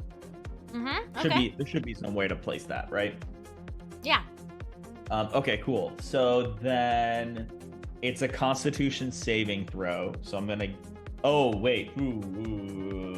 maybe a bad idea. Yeah. That's really high Advantage on a Constitution saving throw, probably not the best idea. I'm gonna stab him with the rapier. How about that? All right. So disadvantage on my attack, but fingers crossed, it'll still go. Oh, good. Roll the other die. No. This one works. That one sucks. No, that's great. It's that's a 13 on the first roll. And then there we go. It's then a 16 on the second roll. We're fine. The rapier's doing great. Okay. This thing's And not it's hard to gonna hit, be- so that does hit. All right, good. And then it's Told you not to roll I those rolled, dice. I rolled a 1 again on the die. Those But it's gonna be 3 damage. Oh, 3 whole damage. All right. Yup. Using that set. It's cursed. It's a It's cursed cursed. dice. It's like the black ones with the red going through it. Ooh, really yeah. Those are Those fun. are really though. cool, but they've Yeah. been rolling only ones. Oh no. So don't use those. He has another set right here that's like these cool shiny Ooh. ones. Yeah, those are fun. And one is those like have your, not been rolling One is your ones. alive set, and the other is your dead set, and the dead set's not Right. working I should for be you. rolling the alive set for the alive action. There So you go, that's- that's Manifesting it. being alive again. Yeah. Is that the end of your turn, Merc? How's Thorn? How you feeling? Do you need another mean, heal? I could use it. All right. We're gonna Yeah. try that then. Okay. All right. We're gonna go with the 50-50 with the alive dice. We failed, so just saying. I don't think it counts failure to as a healing spell word. slot if you fail. Failure to healing word. Yeah, if you fail to use the spell, it doesn't use a spell slot. Yeah, you're trying to okay. Well, that's good. you're trying to That's- churn the magic, but it just ain't happening. All right. That's on my turn. All right. Fleshy monster who is like berserking and literally flesh just falling off of him at this point and body pieces are falling off. He is really locked onto you. It's like the battle of the fleshy creatures, and it is it does not have disadvantage anymore because one, the mummy ran out of the building, and two, now I know that effect ends. All right, so, oh jeez, both of these are not good. I don't think an 8 or a 9 hit, do they? Oh, not good for Hell him. no. Oh, you were not good for us. No. Oh wait, sorry, They don't 7 or hit. 11, or 10 or 11, but they both don't hit Nope. either. So, Nope. nope. They both. She's they- rooting for the fleshy monster. Well, it's just it's Hey, I not root for you his too. fault. It's her job. It's her job. It's not his fault. He didn't choose this life for himself. I tried to help him. I tried to get him to join us. He and doesn't even didn't. know what that means. That's on him. I don't That's feel on that him. bad, honestly. Oh, all right. Well, he's blindly whipping his arms about, completely missing you, Thorn. And our good friend Death Daddy is Good friend. friend. I'm right there on his tail. Yeah, both of you Yeah. guys are. He doesn't like that. Oh, who came with me? I did. I Yeah, jumped she's out outside. first. She's outside too. Oh yeah. He is going to look at you, Taryn, because you're really close to him. And he is going to say, "Halt!" And he is going to try and command you. So you have to succeed on a wisdom saving throw. Human wisdom, or Yes. Yeah. Your wisdom was the same no matter what. can you pull that up, please? Your live wisdom. You So get what is plus 3 for your wisdom. Woo! What did you Oh get? no. That's a 7. It's a, yeah, that I'm that's gonna a- retire this D20. So you are just like overcome. It's like this weird tether between even like your undead essence that made you into a ghoul and this necromancer, and you just feel this urge to stop what you're doing, stop running towards him, stop attacking him, yeah, I'm gonna say you cannot move towards him at all. Alright. I think, yeah, you think you're gonna like not even be able to act. I think that's what Halt actually does. Yeah, doesn't Awesome. move, doesn't take any actions, so you are just frozen for a second. Cool. Thorn, followed by Juliet. Thorn, what you doing? Well, I'm pissed off. The axe didn't go well. The claws seem to be a bit more effective. So I'm just gonna keep clawing the fuck out of this thing. Okay, let's see it. And that's gonna be an 11. That hits. And that's going to be a 7 damage. All right. He is barely standing at this point. Most of his flesh is on the ground and body parts are on the ground, and he's just like sewn pieces stuck together. Okay. And then he also has to do the Constitution saving Oh yeah, throw. He right. gets such a bonus. There's probably only 2 or 3 numbers that. You never know. He saves. Take the 10%. Take the Sorry. slim chance. We'll try. No, He does save. So of course he does. he doesn't. He really doesn't like being paralyzed. So, despite the fact that he's not actually doing anything useful anymore, but Yeah, I'm just gonna say to him, just like, hey, you should stop missing. cruel. Oh, all right, Juliet. Okay. Can I catch up to Death Daddy and give him a nice glare punch? You cannot because your speed is only 20 feet, so you're still about 30 feet away from him. But yeah, you could probably get pretty close. I think, do you have reach? Don't you have reach? You do have reach.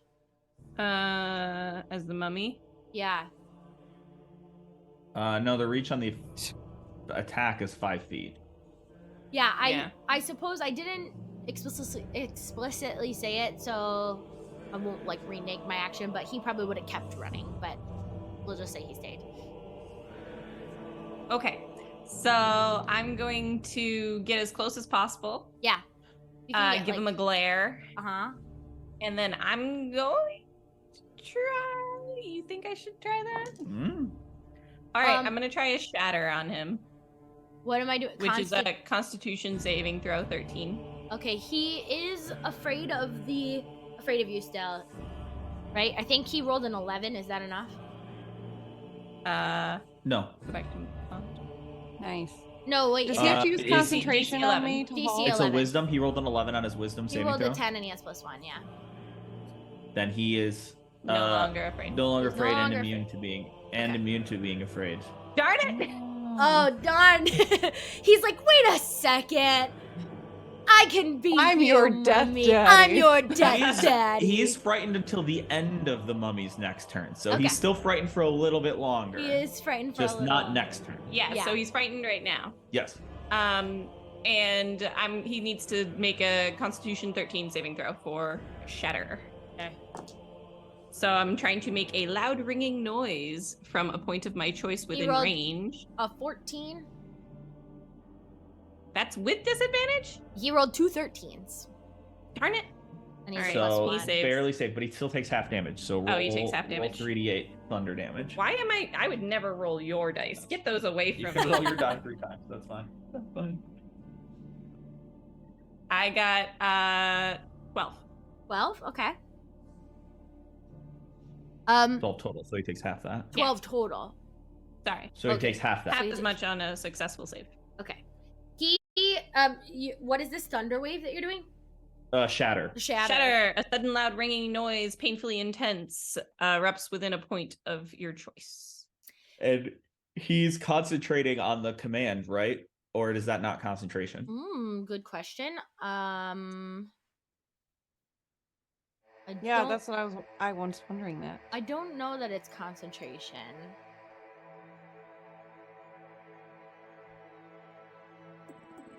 No. I don't- Also, it does damage to objects that are not being held. So if there's anything important over there, that takes damage too. No, it does not. I don't believe cause concentrate or require concentration. Dang. Sorry. Okay. What were you saying, Kristen? I was just saying that Shatter also deals damage to objects that are not being How held. wide is the radius there? 10 feet. 10 feet. Okay. There's not much else near him. There is like a little bit of a small shed. But it's a little like maybe 20 feet away from 20, Okay. 30 feet away from him still. So yeah, you see the bones, literally his bones rattle. He is looking pretty, both still a little bit scared of you and also injured. Like he is pretty beaten up. Hurting for certain. He's pretty hurting. Taryn, you are next. Can I do anything? You can talk. Talk. You can pick her. You can talk.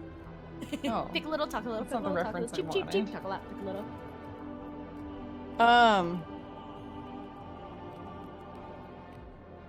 I didn't think I'd be able to do anything. I'm gonna shout at him. Yeah. At Death Daddy and say,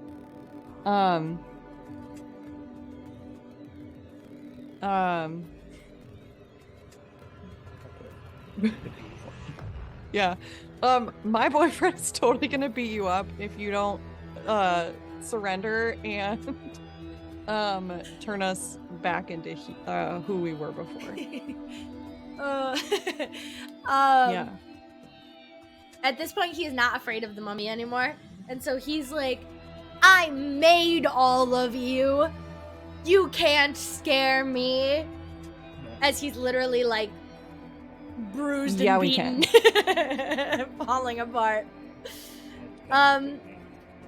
Merc. What you doing? All right. How is the abominations looking? Pretty. Brought us Yeah. into this world. Pretty- We can take you out. Both of Spicy them are here. looking very, very rough. I think I will leave the the guy to Thorn here, because I think Thorn has this under control. You're ditching him too. Yeah. Do you need help, Thorn? No, I got this. All right, good. So then I am going to Hopefully better than I had the bears. yeah, I'm gonna shamble my full movement of 20 feet toward the bad guy, the necromancer. Yeah. How far away would you say I am from him now? You're still probably another 20 feet away. Another 20 feet. Okay, cool. Well, then I'm going to attempt to cast suggestion on Okay. him. Okay, what are you trying to You suggest? suggest a course of activity and magically influence a creature that can hear you, see you within range. The suggestion must be worded in a way to make the course of action sound reasonable, asking creature to blah, blah, blah, blah. Yeah, don't do it. It can't hurt itself. Must make a wisdom saving throw. On a failed save, it pursues the course of action to the best of its ability. All right, what is your suggestion So going to be? I'm going to suggest the same thing that that our friend Taryn here just suggested, and I'm gonna say, hey, you should surrender to us, or else you're just gonna die here. Do what you can to help us and turn us back into being human, No, I'm not human. or keep her as a ghost. I think I wasn't human to No. begin with. that's Whatever. like, you know what I'm saying. That is the suggestion. You're gonna cooperate with us. You're gonna help us. And you're gonna do what you can to All right. assist us. And it's a wisdom saving throw. Yeah, 13. And I'm going to roll with advantage because this is a spell that you're casting. Yep. DC Yep. 13. I rolled a Just say 16. 16. Yeah. So he looks at you and he says, why would I ever cooperate with you? You wouldn't even be alive anymore, or undead, if you will, if it wasn't for me. He is our death daddy. Yes. I am All right. your You brought death us- daddy. You brought us back into this world, but we can take you out of it. That was a good one. That was a good one. I think. That was a really good one. All right, and so I'm That's also poetic. gonna try and cast a healing word on our boy in the other room as well. That does actually succeed. So let me roll to see what we got here. Hey, 6 more health to What is Thorn. 6 health to Thorn. All right, That's cool. the word I say. I That's don't. it. And then he better. All right. Oh God! All right. Well, with that, Thorn, you get a little bit beefier. You're feeling extra ready to rumble here. You just got a little extra juice, and the fleshy thing in front of you is basically falling apart and is gonna try and hit you again. We'll see. Oh hey, we have one hit. Okay. I was doing so well earlier too. All right. That is 15 points of bludgeoning damage. It takes one of Jesus there's Christ. not much limbs Good thing you left. saved him. He would have been really dead. That literally, I would be dead right now. There aren't many limbs left, but one We shouldn't hand is have still abandoned you. decently attached, and he manages to swing that hand at you, Thorn, and you just take it right in the chest. Like, yeah, it is like, just shake it off, you know? Yeah, yeah. Take it off. It hurts though. Hey, I'm sorry that you never had a father that loved you. Which piece of him never had the From- father? From outside, Death Daddy has really precise hearing, and he goes, "I'm his father, and I love him." Oh. Can't wait to guts all over this floor. Oh, with that, our Death Daddy friend is. Am I moving a lot? No, I mean your guy. Yeah, maybe. He is going to try and cast Hold Person on you, the mummy. Oh, because he's not afraid of you Okay. anymore, Juliet. So he's going to cast Hold Person on you. You must What? succeed on a Wisdom saving throw. He's almost dead. I say that now. I got a 4. A 4? That is not successful. So, he looks at Oh, you and shit. he flips to another page in his book again, and he just mutters, and suddenly this magic comes out towards you, and your mummied body is just stuck, frozen completely. And you are paralyzed Flash. for the duration of this until just wanna see you it. break out of it. Drop the. Thorn, you're next.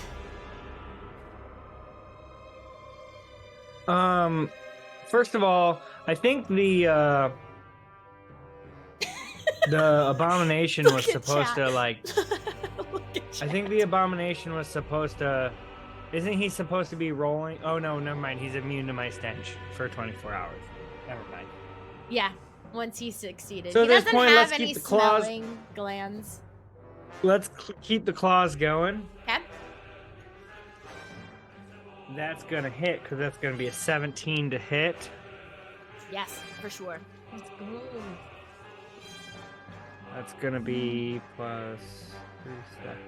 That's gonna be 7 slashing damage. 7 damage. Woof. Okay. And then another Constitution saving throw to see if it is paralyzed. All right. It just needs a 10 or higher. He So, succeeded. yeah, I know. I wish I could roll a 10 or higher. Well, that's not what's happening necessarily. True. It might be happening, but he Okay, is, well. you can see the literal like life draining out of his eyes. Like there's just yeah, I've seen it draining out of his eyes for the last 4 turns. Are you gonna make it if he hits you again? Hell no, He absolutely looks not. pretty drained at this point, I think. Yeah. You know? Juliet, what you doing? All right, I'm ditching the mummy so I can. If I reduce or if I remove my possession, I'm free, right? I'm no longer paralyzed. Oh, That's how ghosts work. Come on, does, yeah. Kitty. Yeah. It does yeah, say, sure. Ghosts It does say work. that It does the say the creature. ghost can't be targeted by any attack, spell, or other effect. Yeah. Except ones that turn undead. While Yep. I'm That's possessing something. So, crazy. I'm ditching the mummy. I'm using my 40 feet of fly speed Yeah. because I hover to get to Death Daddy to give him a nice little withering touch. Whoa, all right. So you suddenly separate yourself from this mummy who is looking at you like it is super pissed at you at the moment. And you fly towards Death Daddy and He'll survive. you end up getting right up next to him because you can fly pretty fast. And yeah, go ahead and give me a... What'd you get? Got a 9. 9. A 9. That is not enough, unfortunately. You +5, you rolled a 4. Oh, sad. Yeah, unfortunately a 9 does not hit. Can I get like a point of inspiration for being cool and unpossessing my mummy? I thought that was clever. It was I very think so. it was very clever. I feel like everybody has done very clever things though, so I don't want to give We you all get inspiration. Let's get inspiration. I'm inspired. Yeah, sure. I'm very easily persuaded. You can. I mean, I have horns for real. Don't worry about this. Those horns back on Yeah, there. everybody is allowed 1 advantage for the rest of this encounter. Haha, I got a 22. You know what it is? You're inspired because you made it past midnight and we are still alive.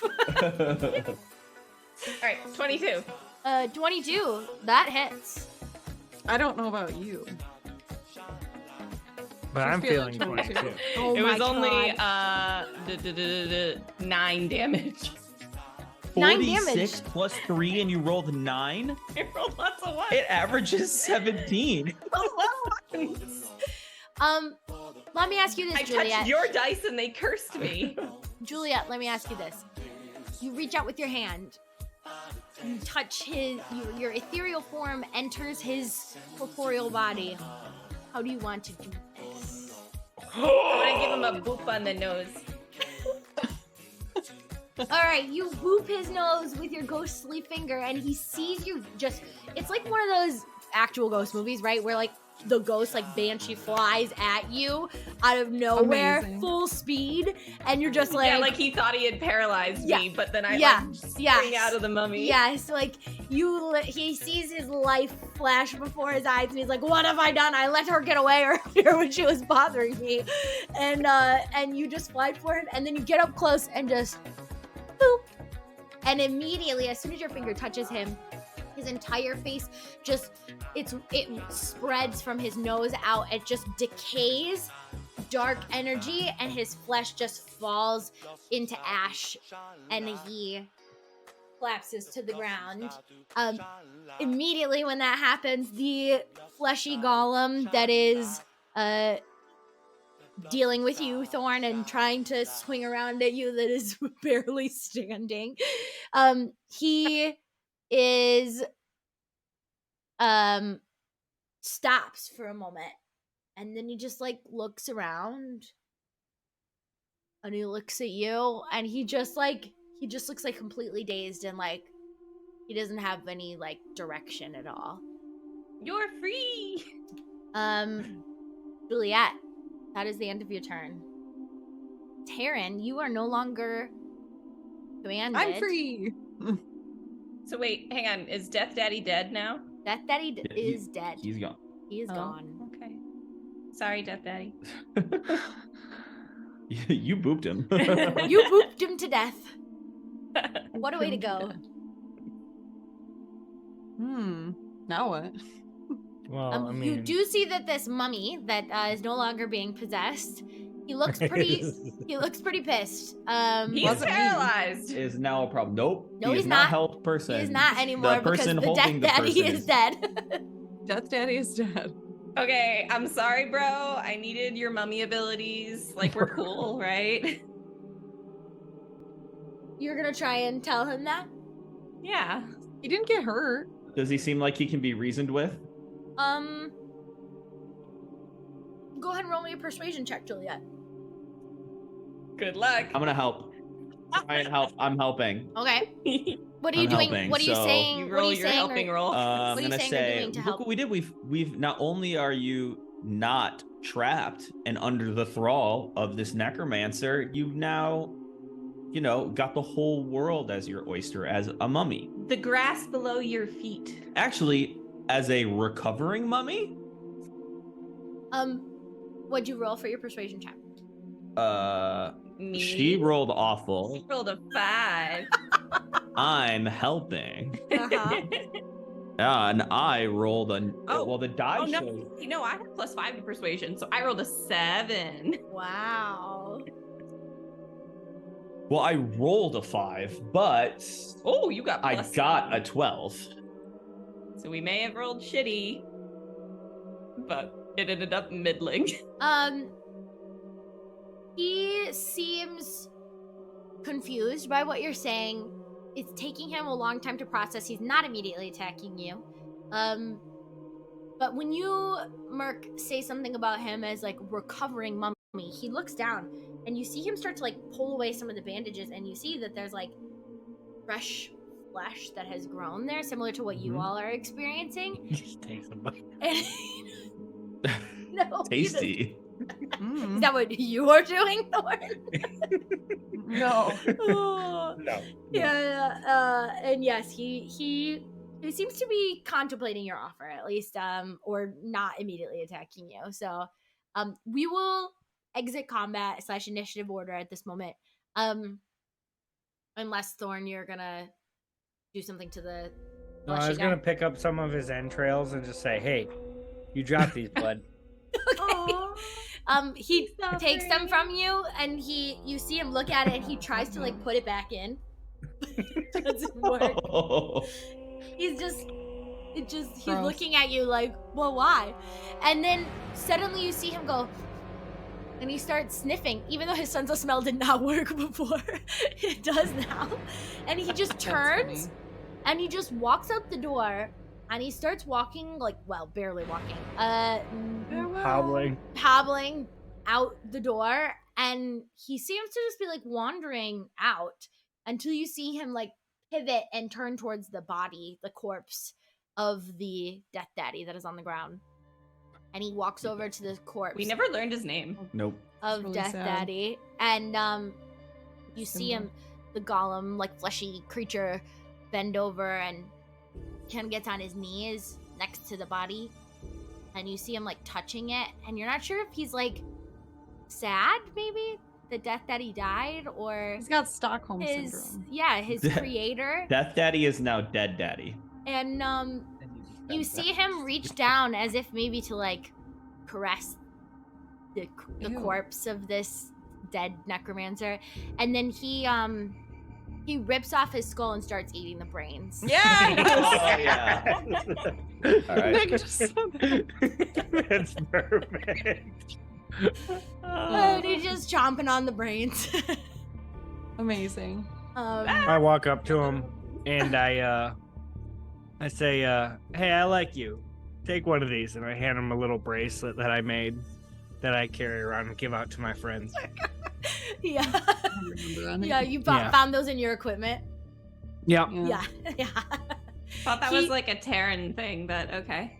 Well, I Well, mean, that's how we kind of first got together, anyway. yeah, he gave me one Oh wow. Chip bracelets. with his sending stone as a bead. Yeah. One of the Oh, beads God. is- That's what I said. Yeah, It it's devolved into madness. Oh gosh.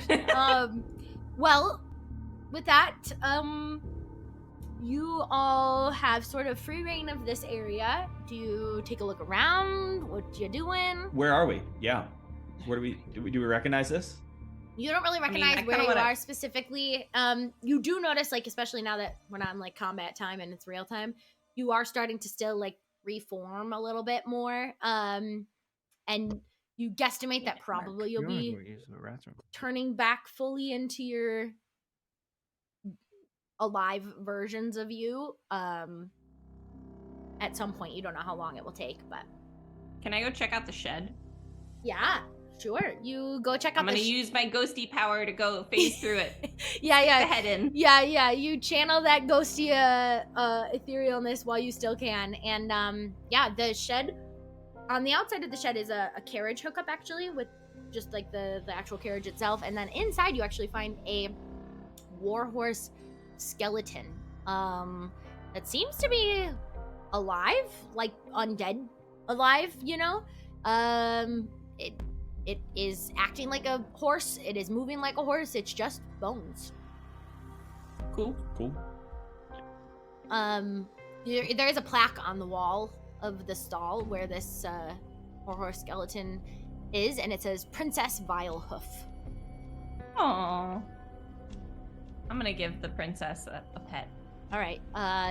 It seems to initially like be weary of you, but your hand just goes through the bones. Excuse me, I can touch things kind of now.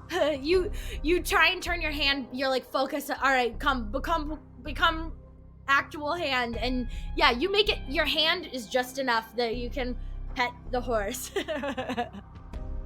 Horse pet successful. It doesn't seem to mind your ghostly form though. Aww. Okay.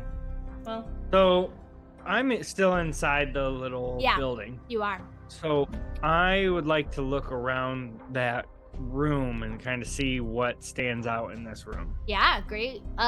You see that there's like a lot of different books and tomes of different things. You do see some spell books in addition to the one that he had with him out there. He also has some scrolls that you can read through or pick up or take or whatever you want.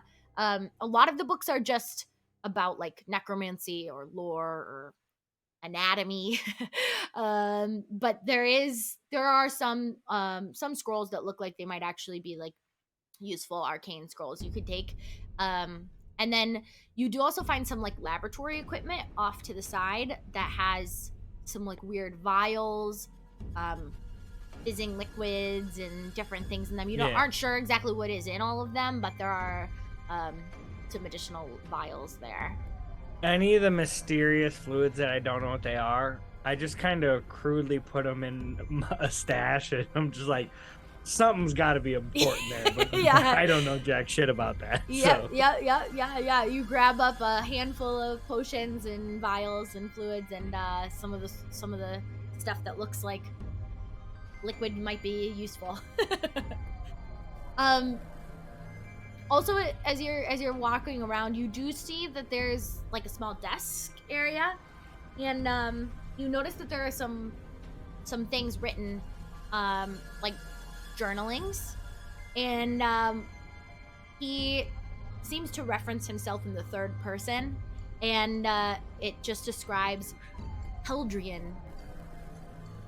Attempt number 1 with the flesh golem. Did not use the right body parts. Try adding more orc next time. Today Heldrian did this. Woke up. Ghosts seem to be more active. And you just see like more musings like this, but you gather that perhaps Heldrian was the name of the Death Daddy. What an asshole. Refers to himself as Haldrian. Well, so as I kind of like look through books, I very clearly, when I flip through books, I'm looking for pictures. I'm just like, it's not that I don't know how to read. It's just like I decide if a book is valuable based on how much I can interpret from the pictures. So after a few books, I kind of just am like, There are definitely some anatomy books with like very visual diagrams and graphic drawings of how to do certain operations and surgeries and things like that. So if you're looking for graphics or any sort of pictures, there are some drawings in some of the anatomy books for sure. Okay. If those interest you or not. Did someone already like search the body? Or Nope. no, because the golem is eating it? The golem is eating the brains. He sort of detached the brains and is just eating them. And he's like a little farther away now. Yeah, he's Nice. just chilling. Alright. I mean, like he disintegrated into like dust. Does No, he still have, no, like, no, pockets? just his face. Oh, okay. Yeah, where she then moved yeah, I him. mean, I'll check his pockets and stuff. Sure, yeah. You check his pockets. You see that he is actually wearing like a well, it's on the ground now. It's not in his head anymore, but he had like a crown helm on that seems magical maybe. It looks like it's like very ornate. He also has I'll a take leather that. purse with some coin in it and also some gems. And then his spell book is there too. Yeah, I'll take those things. All right. And I would like to like thumb through the spell book of like Yeah, it seems I like you know, I don't really prescribe or subscribe to the like spell books and stuff, but like what's he been like what's he working on? No. Definitely there's a lot of necromantic spells, but there's also just a lot of normal like wizard spells and things in there. You recognize some like the ones he casts here, but nothing seems too crazy. Although you do notice tucked inside the spell book is a extra like loose piece of paper that if you open it up, it says "Create Undead." Okay. Is there like a uncreate undead? Does not appear Create that way. alive? Create Realive? life. Be alive. I mean, I feel like we're coming back alive, right? I think Slowly so. but surely. Yeah, you are. Yeah, like an- okay, that's true. Power into a magic wish ring thing. Is that a thing? Yeah, so do any of the gems look like They just look magical gems? wealthy jewels that you could trade. Or I'm like- gonna put them on my tattered shirt, and see if they bejewel a little bit. Sure. You can tie them onto your shirt or like stick them in your flesh if you want. I'll be doing that. Just you're adding some gems into your Mhm. skin before it reheals. Yeah. Okay. Merc, what about you? Yeah, I guess I'm trying to get the vibe of the place. Like, I'm trying to figure out where we are. Do we feel like this is what was stirring up the bears, maybe, or do we think are we at like the center of that hill? Are we nearby that town? The terrain that you're in is of the same climate where you guys were before, so it doesn't feel like you're in like a different world completely. You're not like in the Right. fire plane or something, right? You know, but nothing looks at least Familiar. right here familiar. I will say there is like a mountain range that is within range, like within view of your town where you guys are currently living, and you can still see that mountain range. So you can sort okay. of get your bearings that you are at least close enough that you're within the same like region that you were in before. You could also probably deduce that like even though there's nothing directly in your immediate vicinity, there is some like trails leading out of this. They're pretty old, they're not clearly very used, but that you could follow those and probably get to like a main road or something like that. Mm-hmm. Yeah. Okay. Cool. That sounds good. I share that with everybody. Like, hey, I don't think we're too far from home. If we actually wanted to head back home, maybe we shouldn't go back looking like we do Yeah. now. But Yeah, like we're- it feels like we're slowly getting more normal, right? yeah, slowly but surely. Yeah, we don't want to.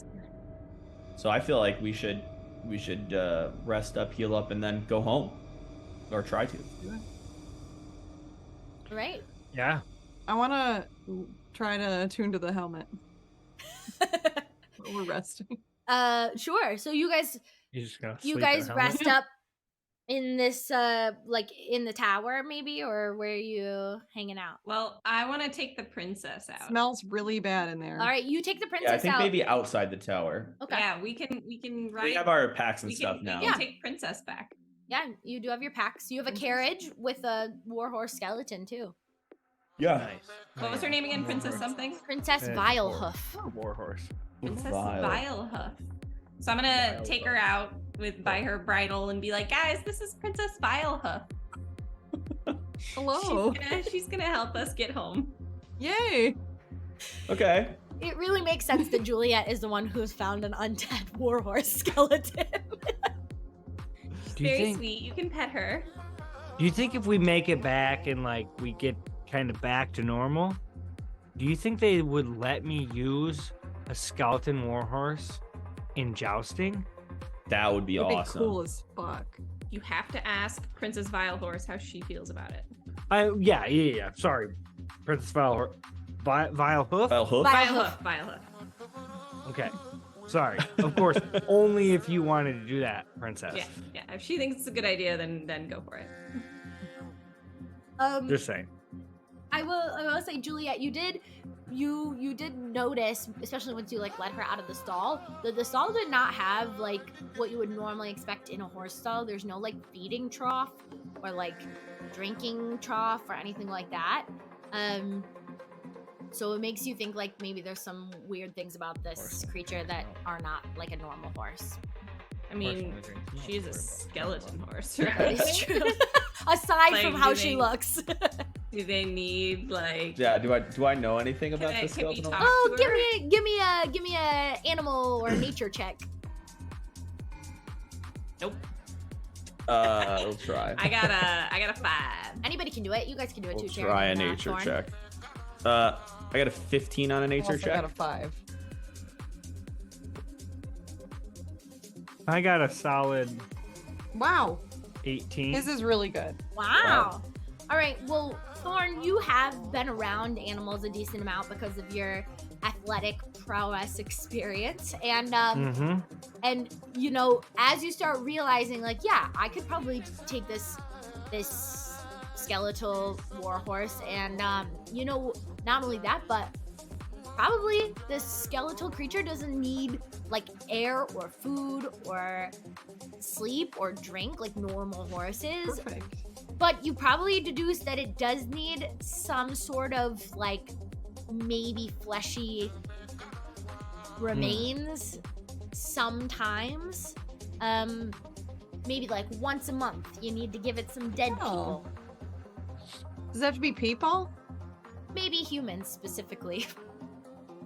Was the necromancer a human? The necromancer is. I'm gonna go and see if I can drag his body over there for the Princess Vilehoof to give her a little kibble. A little snack. So, Snack as she brings the body over, Thorn is a little less delicate about this and he just kind of adds to it because at this point I'm a pretty big monster. I'm just gonna try to like grab him by the ankle and like just take his leg, like try to Pull off the detach leg. it for the Just horse. rip the leg off. Give me a strength check just to see how cleanly this comes off. All right, plus that's a 21. Oh yeah, yeah. You hold the. It's almost like you kind of maybe looking through the anatomy books, you learned a little bit or something. But Yeah, you He was looking at them pictures. You hold the I am a- thigh half orc barbarian. I am, you know. and you just take the angle and you yank like a clean. See, break. the key is not necessarily the yank. There's also an angle of twist that you can add that it just kind of, it's not really tearing, it's more of a popping loose. At Oh that point. god. Gross. And so then, yeah, at that point, I just feed it to the horse like it's like a chicken drumstick. Like, just like. And Yeah. I'm going, who's a good princess? Having recently been flesh as a human, I'm still not loving this whole. Yeah. Check your Yeah, fleshy like we're dangerously close to being this horse's food right now. Yeah, I really am. Um, I'm food adjacent. You're rotten though. I mean, you're not good enough for the princess. I don't think she would. you do hold the leg up like a chicken leg, and yeah, Princess Vilehoof sniffs it for a second, and then is- she just So starts. Alright. Where does it go? I need to know the mechanics of this. yeah. You know, as as it's being digested, you watch it going down the throat into the stomach, and then it just What falls stomach? it falls on the ground. Oh. Yep. It's more the Gross. act of eating Right. just nourishes the Yes. All right. bodies, the bones. Maybe if you read some of his books, you can understand the undead Yeah. process and how it works. I think I'll pass. All right. Well, you all make a little camp here for yourself, and you decide to rest up for the evening. Patch some of your wounds, perhaps. And as the night progresses, you do start to become a little bit more corporeal and like the version of you that you were. Granted, you are still very bloody, very tattered, but you're starting to reform back into your original shape before you died. And All night. you rest. The night Make sure that it passes without consequence, and I think Taryn, you said you were trying to attune to that helm. It is And to my thumb. oh yeah, your thumb is fully reattached. Yep. Cool. Nice. There's a little bit of like a scar around it, like you Cool. can still see where it wasn't there, and actually your forearm, Merc, where the bone was exposed, it's like a different coloration. Like your skin is gonna- like slightly pinker, like newer, fresher, where it reformed over your bone. I will also Needs a say, tan.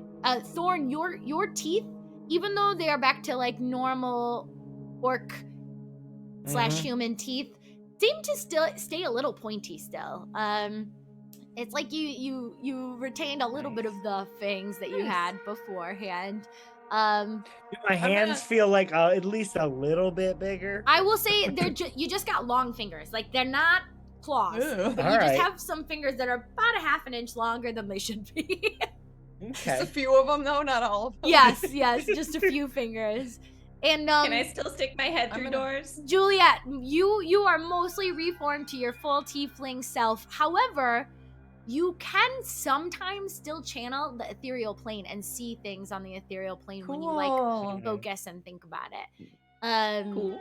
I'm gonna draw with my little. I'm gonna pull a pen out of my bag and draw a couple of stars around the scar by my thumb. Okay.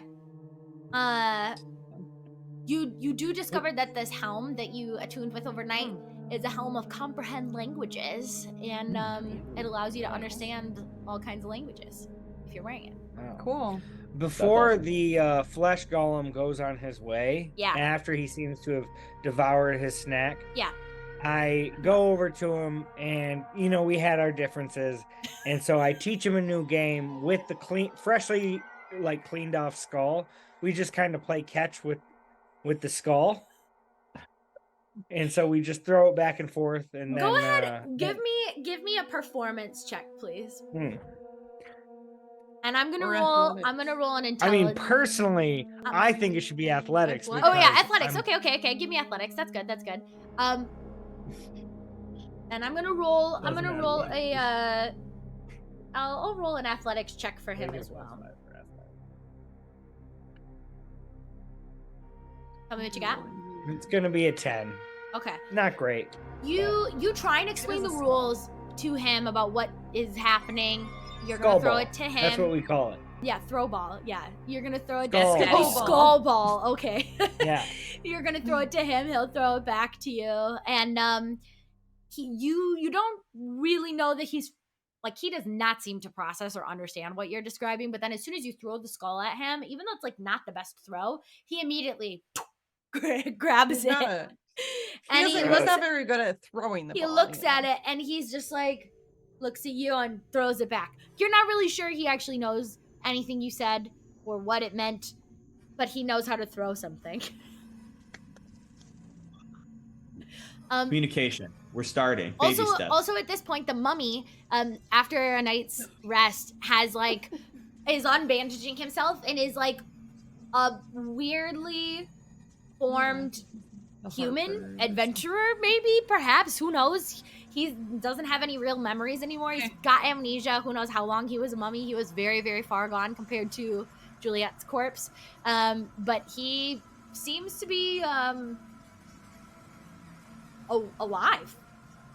He doesn't really Wow. know how to process it. It's sort of like he's like, I guess I guess I gotta figure out who I am. Oh, he doesn't. He has amnesia. You just gotta come up with a name, bud. That's up to you. Oh, Bud. The world How is about your Bud? oyster. Bud sounds like a name. Bud? Bud. Yeah, Bud's a that's a great good name. name. Bud the That's a great ex-mummy. name. I'll be Bud. I'm Bud. Question: what happened to my corpse? Your corpse, I meant to describe this before and you guys moved on really quickly, but as you started to become corporeal, your corpse started fading into like ethereal, like your corpse was just fading out of existence. So like your Gotcha. ghostly body was sort of becoming your corpse body instead. Cool. Oh man, stories with sad endings.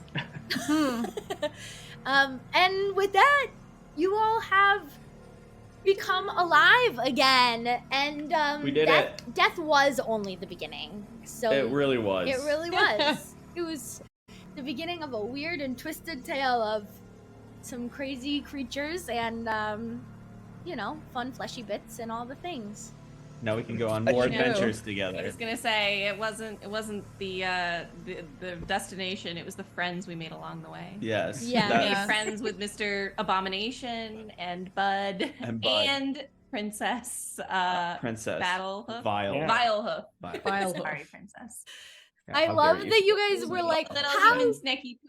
I love that you were like, how do we make the mummy and the flesh golem our friends?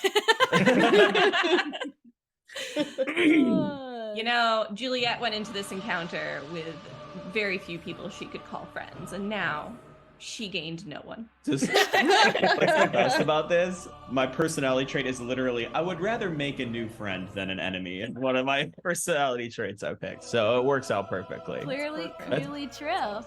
That's how Merc Backlund rolls. I love it. Well, this was super And I'm just- fun. Here to help Yeah. you with doors, babe. Yeah. I appreciate you guys staying up extra late for this. Partially because of our technical difficulties halfway through as well. Yeah. Well, and we needed to start so late, so thank you. Yeah, Yeah, that's yeah, right. thank you. Thank you. Hopefully I'm everybody fading. who is still tuned in. I don't know. There are still 8 viewers, so some people are still hanging out. If you're here still and you made it through the whole thing, thank you. Thanks Thank you. for watching. If you're watching this Yeah, after thanks. the fact, hopefully you enjoyed it and had some fun. Hopefully you didn't have to sit through a half an hour of technical difficulties in that weird break. And as a reminder, the session we just played was a one-shot by Midnight Tower RPG, which is a self-publishing or independent publisher who does 5th edition compatible one-shots and mini adventures and full-fledged adventures as well. And you can find them online, and they're tagged on all of the different social medias that I posted as well. But this one is one of those options, so you can play this. You can play the Unexpected Wedding Invitation that we played in the winter.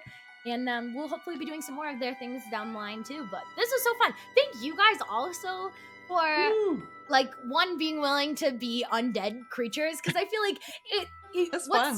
what's the point of making a character and then not getting to use them or play them? And you guys were like, yeah, I'll be a zombie, I'll be a ghoul, I'll be a ghost. Like, Yeah. Oh, that was so much fun. I want to be a ghost now and everything. I want to be a ghost. Yeah. That's cool. I will say the ghost class was the most It's unique really in cool. terms of like just the whole idea that you're not really like physically capable of doing a whole lot like physically unless you like I will. I got the booper. You Yeah, got pros that and was cons. good. I feel like some of us got mostly cons. Listen, I told you that role meant something. I want to see the table afterward to know Yeah, I do what the too. other options would have been, but um, that was fun. I think though, you know what I liked about you being a zombie of all people is like the fact that you were the bard. So like in reality, Perfect. you don't really have any other skills except for your voice, and so when you Zero. become dead, that is sort of all you can contribute. Yeah. Whereas like What do you do with a bard with a 5 charisma? -3. Like what do you do? What do you do? Amazing. Yeah, I You think, don't. I think sorcerer into ghost was a lot more harmonious for Yeah, me. your sorcerer self had just as good, if not better, charisma than your tiefling self. Yes, for sure. Cool. Well, Thank you that so was, much. Yeah, thank you, Katie. Thank Yeah. you, Katie. Yeah, thanks You did for great. Yeah, putting for that sure. together. I'm glad that Super it was fun. that it went well and everybody had a good time. Thanks for those. I see there's people in the chat. Yeah, you can use the GIF. I made little emote GIFs in the chat. Oh. You can use the T emojis. Oh, I- that Oh, one. it's this. I think I uploaded some other emojis too. Oh, that's so fun. Yeah. That's very cute. Get all the T's being Yeah, poured. that's awesome. Yeah. All right. Well, we'll be back with another D&D adventure at some point. I think actually John is going to be in one shot that we're doing, maybe where it's like a heist themed. I don't know for sure if that or when that is happening. We'll see. But yeah, we'll be back around. Thanks for joining us, everybody, and have a good night. Awesome. Thank you. Bye. Bye. Bye. Thanks.